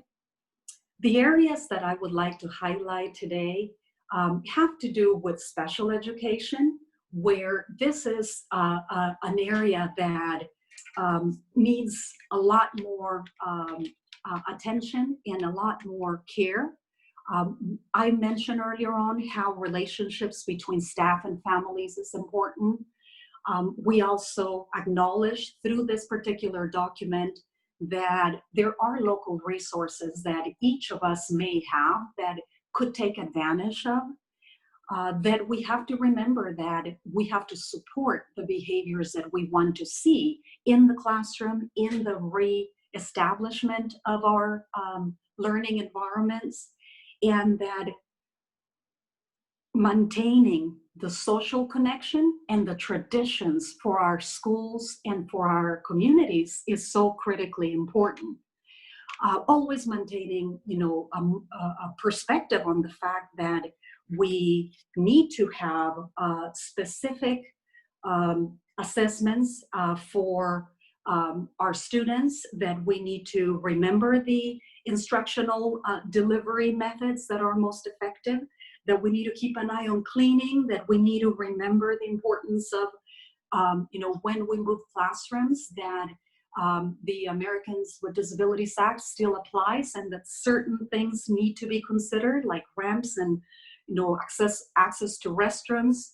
So we recognize through this document that the best practices that are listed on the left-hand side are concepts. They're options for you. The section in the middle, which is listed as resources, will give you a variety of information that could be utilized to better manage this issue. And then we included planning implications that could give you considerations that you may not have considered before. And if we could go to the next slide. We know that as we go through all of these changes, the social and emotional support is important for all of us. And as we created this particular tool, we wanted to ensure that it could be utilized by everyone. And our superintendent, Dr. Duardo, wanted to maintain that access. So the document is available in the LACO website. It is right at the front of our web page. And if we could go to the next slide. These are a variety of templates that were created and provided specifically so to facilitate that conversation and to ensure that when a county or a district may not have had, the month that it took us to develop this particular document, that we could provide it to you to be able to download it, review it, maybe create a task force, small or large, depending on what you may desire, and see if these elements could benefit you in your planning process. At the end of the day, what we really want is to ensure that every community has the ability to be represented, to be heard, and that this particular process through this framework could facilitate that conversation. So as I mentioned, the information is in the LACO website, and if you would like to have any exploration of additional topics, I would be happy to connect you with those experts that help us produce this particular document. And as I said, the document is available, downloadable, and we expect that it would be pretty easy to use. And that's all I have for today. So with that, I do want to introduce our next speaker, and that is Rebecca. Hi, everyone. Sam, would you mind? There you go. Perfect. Happy Thursday. I'm mindful of time, so I'll just do a really quick update on where we are with the state's response, specifically for special needs students.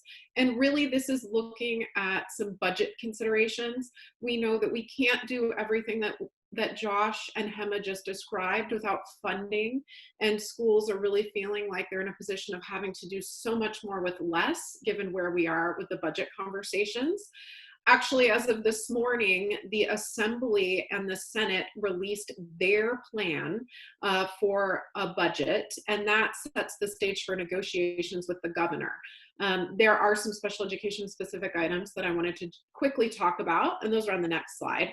But this slide here goes through some of the resources that are available to address some of the things that you've been hearing about today. And again, the ink's not dry on the budget yet. These are all in proposal form, but they are part of the conversation.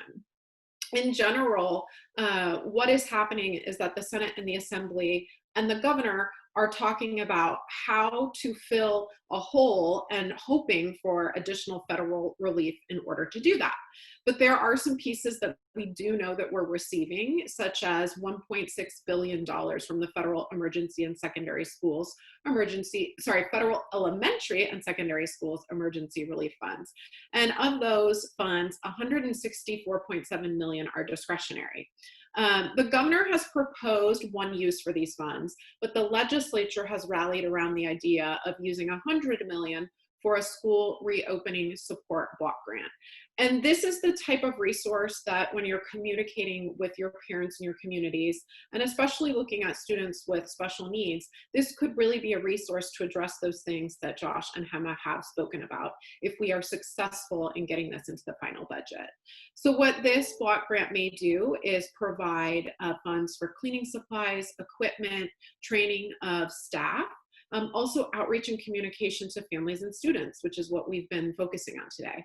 And then of course, social and emotional supports for students as they re-enter school.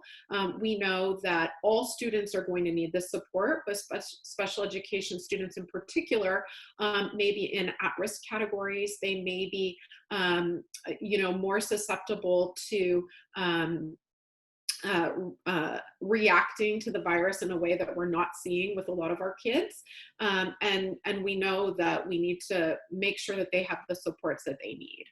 There's also an additional $4.4 billion in CARES Act, that's federal funding. And the governor's proposing to use this to mitigate student learning loss for a number of things like summer programs, extending the instructional year, and providing additional services to students. This could include materials or devices. We've also got counseling and mental health services, and access to school breakfast and lunch programs. So there are some sources of funding out there that may materialize to support all of our students, but in particular our students with special needs. Sam, next slide, please. So here are some of the specific items related to special education that are in the budget. I think in general, we have seen the state come in through the executive order that the governor signed, saying that the Department of Education does need to provide guidance statewide to ensure that our special education students are receiving their right to a free, appropriate public education. And a little wrinkle here is their IEPs and ensuring that distance learning is still happening per the IEPs. CDE has come out and said that they don't actually need parent written consent in order to essentially trigger distance learning and assurance that that is happening per the IEP. But this has been a question that's been out there for advocates and others who are supporting special education students, and they've asked the question of the feds and also of the state. So that's where CDE has come, and I think that's something that you can help communicate with parents and communities about on ensuring that you're still meeting those student needs while students are distance learning, as we're likely going to continue to have some of that into the fall. And CDE has also said that if there are certain students that do require in-person support services in their homes, that is something that on a case-by-case basis could be provided. So that's challenging, but that's out there. The governor has proposed a number of items to support special education. While he was recommending a total cut to LCFF of 10%, he was actually saying, but we need to support special education students and we want to increase the base rate for their funding by 15%. The legislature in their proposal that was released today has come back and said a little bit of a tweener. They're proposing $545 million to increase base rates, plus a direction of $100 million specifically to low incidence disabilities cost pool. So those are your kids who are your moderate to severe, and the intent of that $100 million would be for services and equipment and other supports that they need. Now, the special education advocates are working with their organizations to determine if they can even spend that much money in the low incidence pool. Currently, they're operating at about 18 million. So it would be a pretty significant increase. Some other things here are proposals on increasing the special education pipeline of teachers and in providing some additional resources to help with any disputes that come up related to serving special education students through the distance learning model and potential legal action that we might see from those who advocate on behalf of those students. So with that, we know that folks are looking for some flexibility in order to meet federal and state requirements and distance learning needs of our students. It's a very complicated area of work. Really thrilled to hear the solutions that folks like Josh and Hema have been coming up with to meet the needs of these students. But as you kind of craft the message to your parents, these are some resources that may be available for meeting their needs. And with that, I think that our panel is complete, unless there are any other questions. Okay, great. Hey, Alan. Right. I think I'm taking it from here. Thank you, Julie.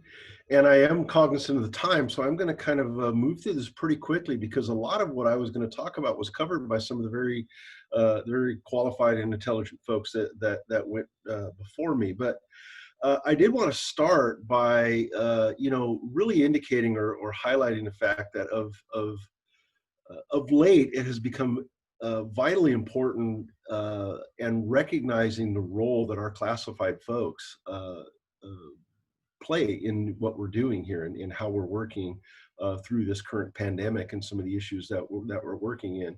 And working with our classified folks and continuing that communication connection with them is vitally important as we look towards analyzing and adjusting those service models and those roles that we play and have traditionally played. We've spent a lot of time in districts quantifying and categorizing what we do.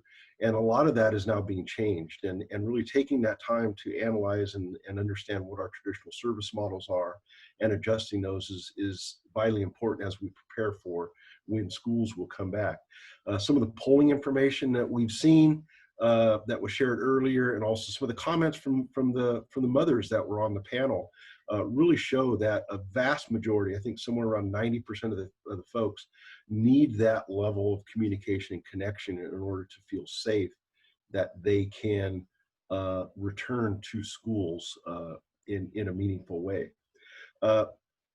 As we look at that, we need to be cognizant of changing our schedules and our processes, looking at those things that we do and making sure that we're adjusting those so that we can address some of the needs that are happening and the changing needs and changing perceptions that are going to be happening at our school sites. The changing roles, really looking closely at what are teachers doing in classrooms and what is their role as it pertains to ensuring that the classroom is a safe location for students to learn in. What are our custodians' roles and responsibilities, and are those changing, or how are those changing, and how are those changing, and how are those adjustments going to impact our levels of funding? We just got done with Rebecca and others talking about what funding is going to look like as we move forward, and what is that going to look like moving forward. It's not going to go up, we know that, and so we need to be able to work efficiently as we go through this process.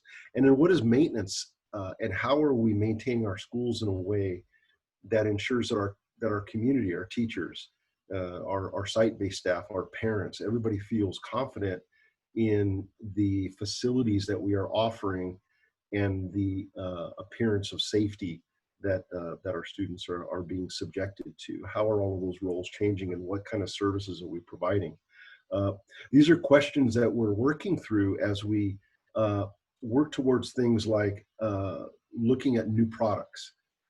We're currently here in Long Beach, we're looking at new ways that our custodians are going to be disinfecting and sanitizing our school sites.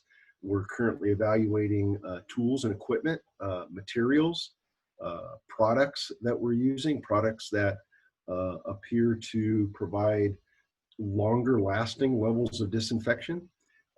They actually at least appear to provide long-term disinfection more than just immediate that we can rely on in order to ensure that our schools are safe.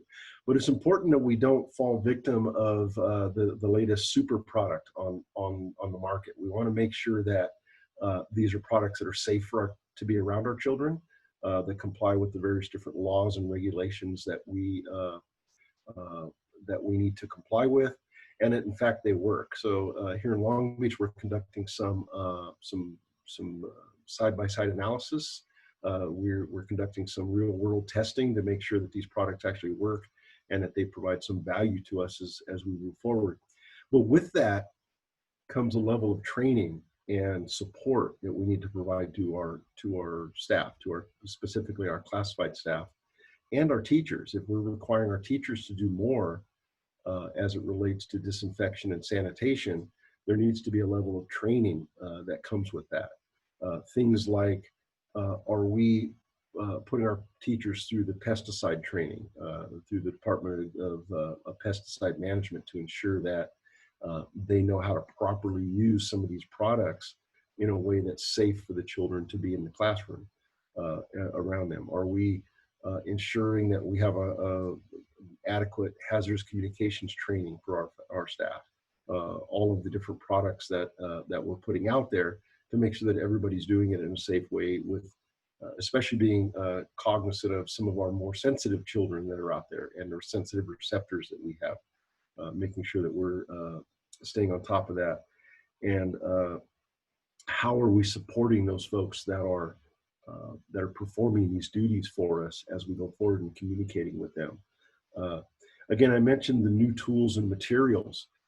We're evaluating several different techniques out there in order to be more efficient with the way that we are applying products. We've all heard of these misters and these foggers and these type of things, and how do they work to ensure that we are remaining safe with our school sites. We're doing actual analytical tests, wipe samples. We're culturing those samples with some of our environmental firms to really confirm that these products do provide a level of protection. And then just as important as the analytical results are the communications that we're doing with all of the staff involved to ensure that they understand that this is working, that we have a very robust communications program in place. Because those customers that we serve, we want them to feel safe. We want them to feel secure in sending their children back to school sites and knowing that some of the things that we're doing that may not look normal, that may not look like what you've grown accustomed to doing, are still effective and are still able to provide that level of safety to the children. And then I know I'm going through this pretty quickly, but we also want to talk about communications. We've been spending a great deal of time communicating with all of our different partners, our staff, our classified staff, our teaching staff, members of the public. I mentioned earlier about how we're doing blogs. We're doing little video messages out to the community, and also sitting down with our CSEA folks, our classified staff, having conversations with them related to how these changes are going to impact the operations that they provide, ensuring that they're comfortable that the district is taking into consideration our staff's safety and as it relates to the COVID crisis. Really talking closely with the teachers unions to ensure that they understand that we are taking into account the teachers' concerns. How will this impact the normal teaching? You know, what will a classroom look like as we go forward? We've done several mock-ups at all different levels of instruction to determine what would a typical class look like if we had to implement social distancing in come September, and what would that organization and management of a school site look like? How do we do that without materially increasing teacher counts? Is a big concern. How do we be able to deliver the same high quality educational program that we've been able to provide, and do it in a way that still allows for the student collaboration that's out there? So all of these are big topics that are still being discussed and working through, but it is something that we are in constant communication with our partners, with our classified and our teaching partners, to ensure that we are adequately addressing some of those concerns. And then lastly, really, we're putting a huge effort into, as I said, redesigning or relaying out our classrooms, looking closely at what do we have in our schools? What are those things that we have that we may not need any longer, that we need to move out of our school sites in order to even allow for some of these new methods of teaching to occur? This is a big issue. Many of our school sites, we have a lot of high value teaching materials that have been accumulated in our classrooms, and being able to get those out of our classrooms and ensure that we have the space needed to allow for adequate social distancing.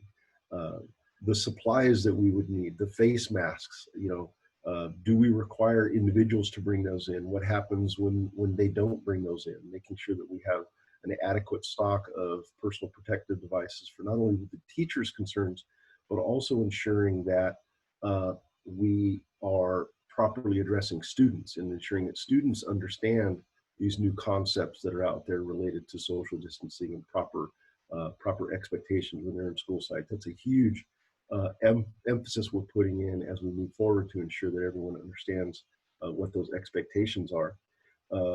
I saw a little question pop up just now about ventilation. And so that's a big one when we talk about maintenance, ensuring that maintenance understands that those schedules that we put in for things like cleaning our ductwork and changing our filters, that all of those are going to become heightened awareness so that we're taking care of those in a more meaningful way to ensure that we're addressing all of those school facilities needs to ensure that that those customers that we're serving every day, those parents, those teachers, are feel safe and feel adequate that we're getting there.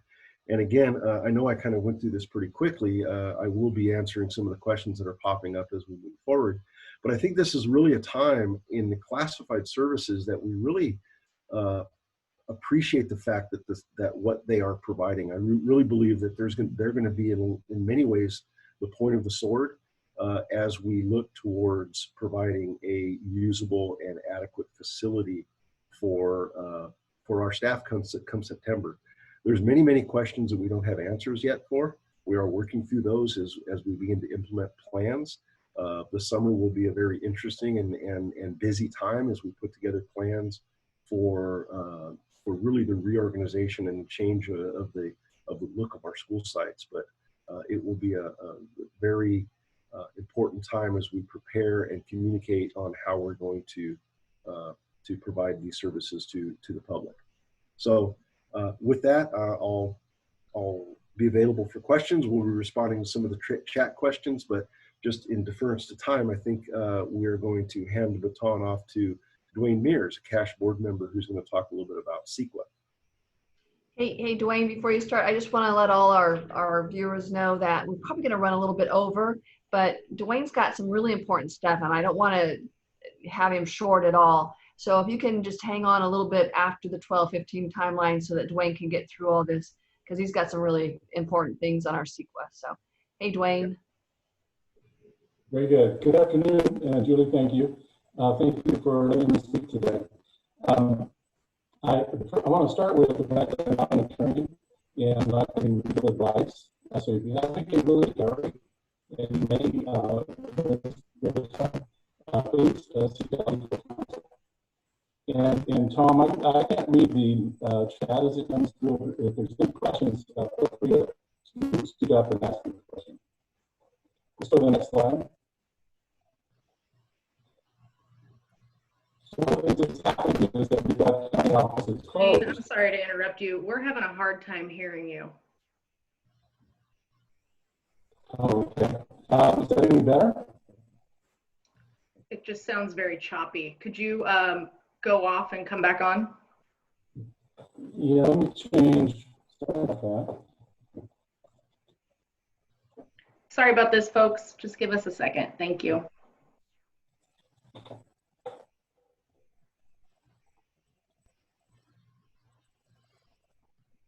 Julie, while he's doing that, do you want to talk about next week's webinar? Boy, Tom, would I love to talk about next week's webinar. So next week, let's see, we have, where is our, I'm sorry, I'm looking, it's risk and liabilities anticipated in opening school. And you want to talk a little bit about that, Tom? I will. We have included 3 members of CISC, that's the Self-Insured Schools of California, which is a joint powers agency that insures many school districts, and they'll be talking about the issues that we've been discussing and how to mitigate risk. We will also hear from a school district what they're doing specifically to manage risk and communicate with parents, much as we've discussed today, about those management techniques. We'll also hear from an architect we've heard from before about changing the interior environment of schools to manage risk when it comes to controlling the virus.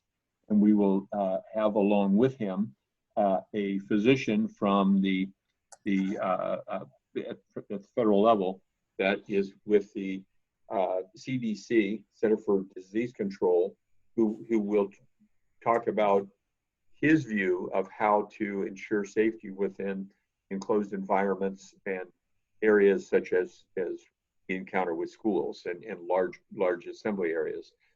So this will be a different kind of a webinar in that we really will be listing in the direction of risk and liability. Whenever you open a school door and invite children and adults in, you know that there are certain risks of injury, slip and falls, those kinds of things that school districts typically insure for. Here we're in a different environment where we are trying to manage a virus, and the question here is how do we do that and control risk in order to keep students and faculty safe, much as we've been discussing at this webinar.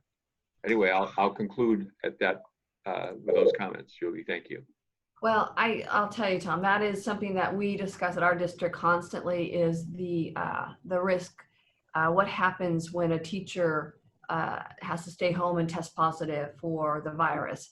You know, what happens to the class? What happens when one student tests in that class?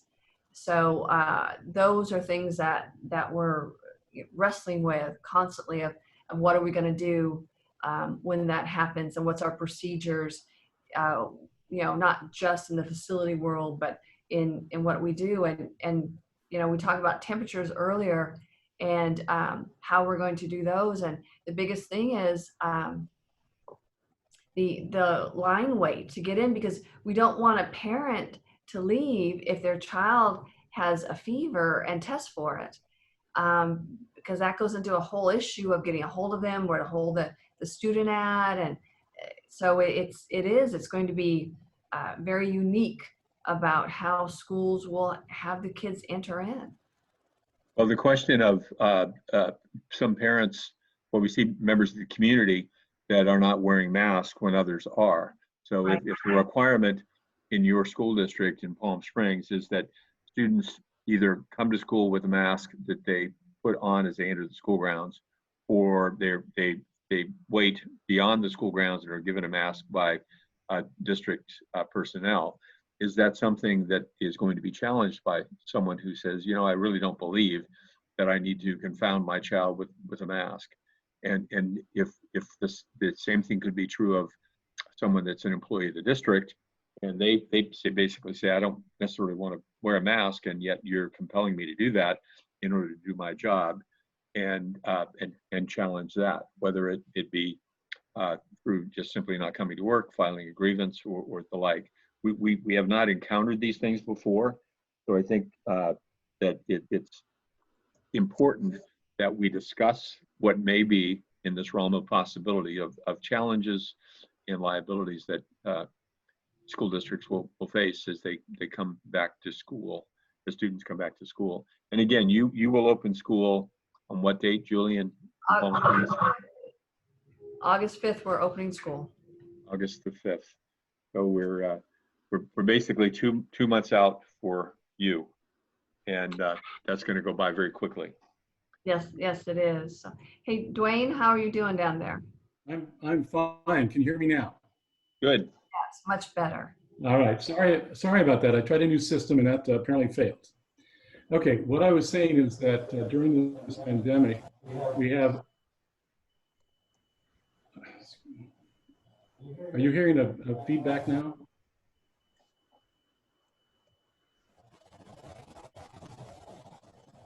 There's some feedback, Dwayne, but I would just try to manage it.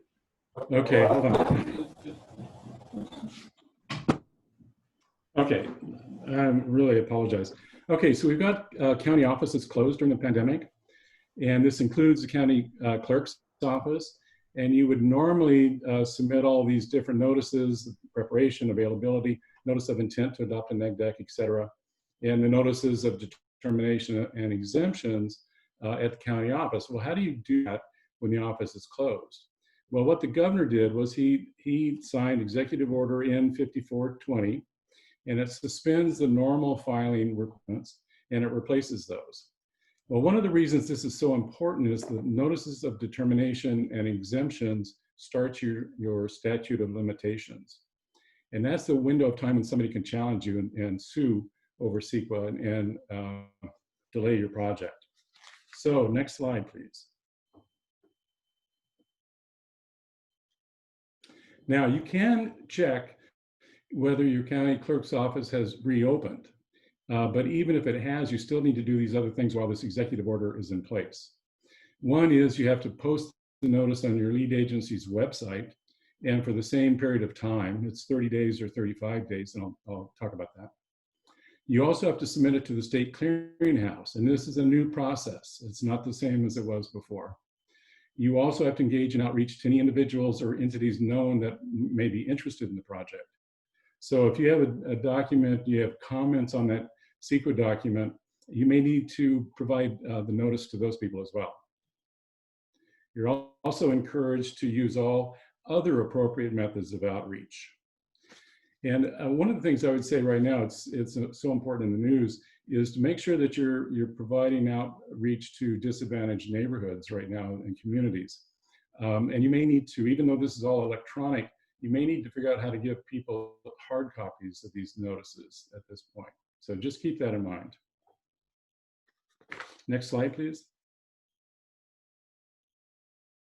One of the reasons this is so important is that to start that statute of limitations, you need to do it within 5 business days of your approval of the project.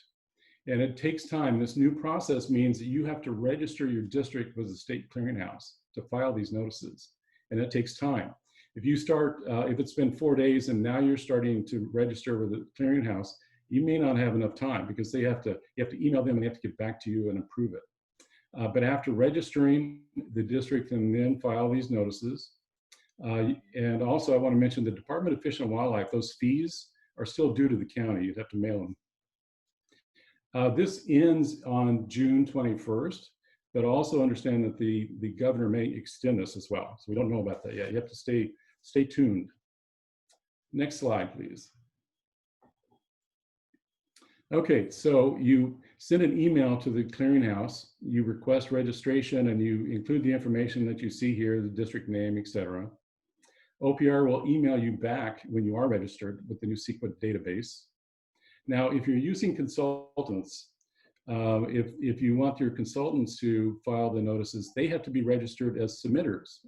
And that's an additional time and step required. And so, get this started now. I would really suggest that even now you do it, even if you don't have a project that's in process, get registered now so you're not delayed. Again, that 5-day window is so short that you don't have time to mess around. If something goes wrong, you want to make sure that it gets filed correctly. And you see there at the bottom the email address, stateclearinghouse@opr.ca.gov. So next slide.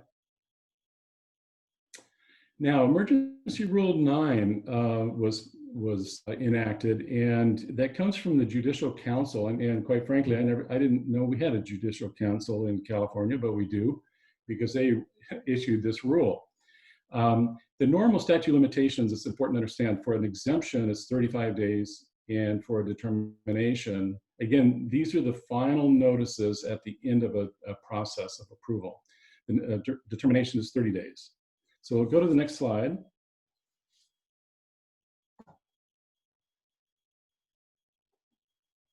Okay, so when the Emergency Rule 9 is in effect, it's tolling the statutes of limitation. And by tolling, we mean extend. So in other words, the governor or this emergency rule is saying that people are disadvantaged in reviewing projects. And if they were to challenge a project, they don't have enough time. So it is tolling these statute of limitations. And so this gets a little bit complicated, but if you have a notice that you have filed after April 6th and before August 3rd, okay, during that time frame, so it's still in effect through August 3rd, the statute of limitations, that 30 or 35-day clock, doesn't start until August 3rd. So what does that mean? That means you're into September, possibly, before you will know if somebody's going to sue you on a project where you filed a notice during this time period. Your risk of legal challenge remains during that period. Also, always remember that if those notices are not filed within the 5 days, it extends the statute another 180 days, so 6 months. So let's go on to the next slide. Let's talk about those things that may trigger CEQA. So, what we've heard today, there's a lot of additional cleaning and cleaning agents, and maybe we're separating seats. Maybe we might have internal dividers within classrooms. We may be reducing capacity. And those things I would say are not subject to CEQA. They're not really a project, and I don't think you need to do anything. In reducing capacity, I'll get back to that because there are certain things you may do to reduce capacity that could be a project. And so in the next slide, I start talking about those things that are subject to CEQA. And so it doesn't mean that you have to do a whole lot, but something's going to be required. So next slide. Okay, these are some of the things that I'm hearing about that would trigger some kind of CEQA review.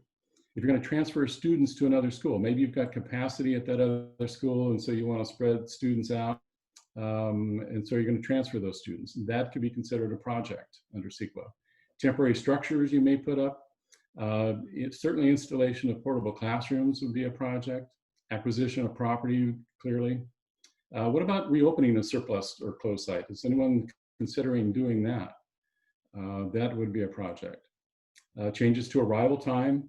Maybe a longer school day could trigger a CEQA review.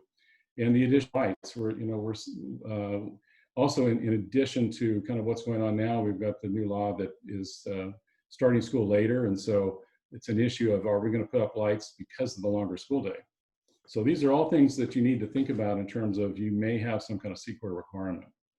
So next Dwayne, slide. the top three, though, would be categorical exemptions, would they not? Yeah, I'll come back to that. There are still exemptions, and so I do want to emphasize that just because it's a project, don't get upset or get concerned that you're into a real hassle. Many of those have exemptions that would apply, and that's kind of how I will end this. Go on to the next slide. Now, there is an exemption related to emergencies. Things where you might maintain, repair, restore something, something related to essential public health and welfare, actions to prevent or mitigate an emergency. All of these things seem to apply, but they really apply to when the pandemic first started, I think. As you look above, emergency is clearly defined as a sudden, unexpected occurrence involving clear and imminent danger. So I think it applies. I think this emergency probably does not apply to the things that you're considering doing now, because we're several months later. So it may be hard to say that the emergency exemption would apply. And this is what they call a statutory exemption. But so think about it, it might apply, but I think generally this would not apply. But let's talk about categorical exemptions with the next slide. Okay, so existing facilities, kind of those things that we talked about. You move chairs around. I mean, that certainly is not going to be really a project, or it would be exempt. Conversion of small structures, accessory structures, those kinds of things. Maybe you're going to use an existing building and it now becomes a classroom. Moving stuff around. Minor additions to schools, you're going to add portable classrooms for additional capacity. That would be a categorical exemption. How about a change in grade structure? Maybe you're going to move kids around in terms of, and it would change the grade structure. Generally, I would say that certainly would qualify. I would be careful about if you're moving, let's say, high school students to what was formerly an elementary school, it would not pass because of the no change to transportation requirement. Leasing new facilities. Maybe you need additional facilities on a short-term basis, and that could be an exemption under Class 27. So you have a lot of options here in terms of how you might exempt a project. And my final slide, and I'm sorry, I've really kind of rushed through this, and I apologize for everything. But I included this. This is the notice of exemption. You can get it off the internet very easily. And I included it here just because really it's a fairly simple thing. Very often this is a do-it-yourselfer. Most of the things that you will do, I think, could fit here if you've got the staff. If you need to use consultants, that's fine too, but I think a lot of the things you're doing here would fit, and you could handle this pretty easily. And so with that, I'll conclude and be glad to answer any questions. Hey, Dwayne, I have a question here on that notice of exemption you've got sitting up there. That note, we've got to send that up to the state clearinghouse, correct, as well as the county recorder? Yes, yes. And right now, so in other words, if you did have an exemption, you would send it to the state clearinghouse, mail it to the county clerks, and do those other things as well. Put it on your website for 35 days for an exemption. Distribute it to anyone who had an interest in that project as well. Those kind of things. Okay, great. All right. Well, all right. Well, I think that pretty much wraps us up here. So a big thank you to all our panelists today. That's been just awesome. Just lots of information, lots of questions, great things coming out of the webinar. Thanks to Sam Campbell and Heidi Hughes, our Zoom wizards behind the scene. We appreciate that. And as Tom mentioned, our next Thursday, June 11th, will be our next CASH webinar, which is risk and liabilities anticipated in opening schools. And so just want to wish best wishes for continued good health to you and all your families. CASH continues to keep you informed through emails and webinars as our COVID-19 world evolves. And most of all, CASH organization is here to be a resource to you and help wherever we can. So it's important that our school construction industry, that we share information with each other and communicate well. So again, gratitude and thanks to our essential workers and frontline heroes. As we recognize the incredible pain shared across the nation over the last 2 weeks, we have to remind ourselves that we're better than this. Racism and bias are toxics and poisons and can't be tolerated. So let's all take a second and look inside ourselves and reflect on our strength of the human spirit and preciousness of life and choose to do better and be better. And with that, thank you, and we'll see you next week.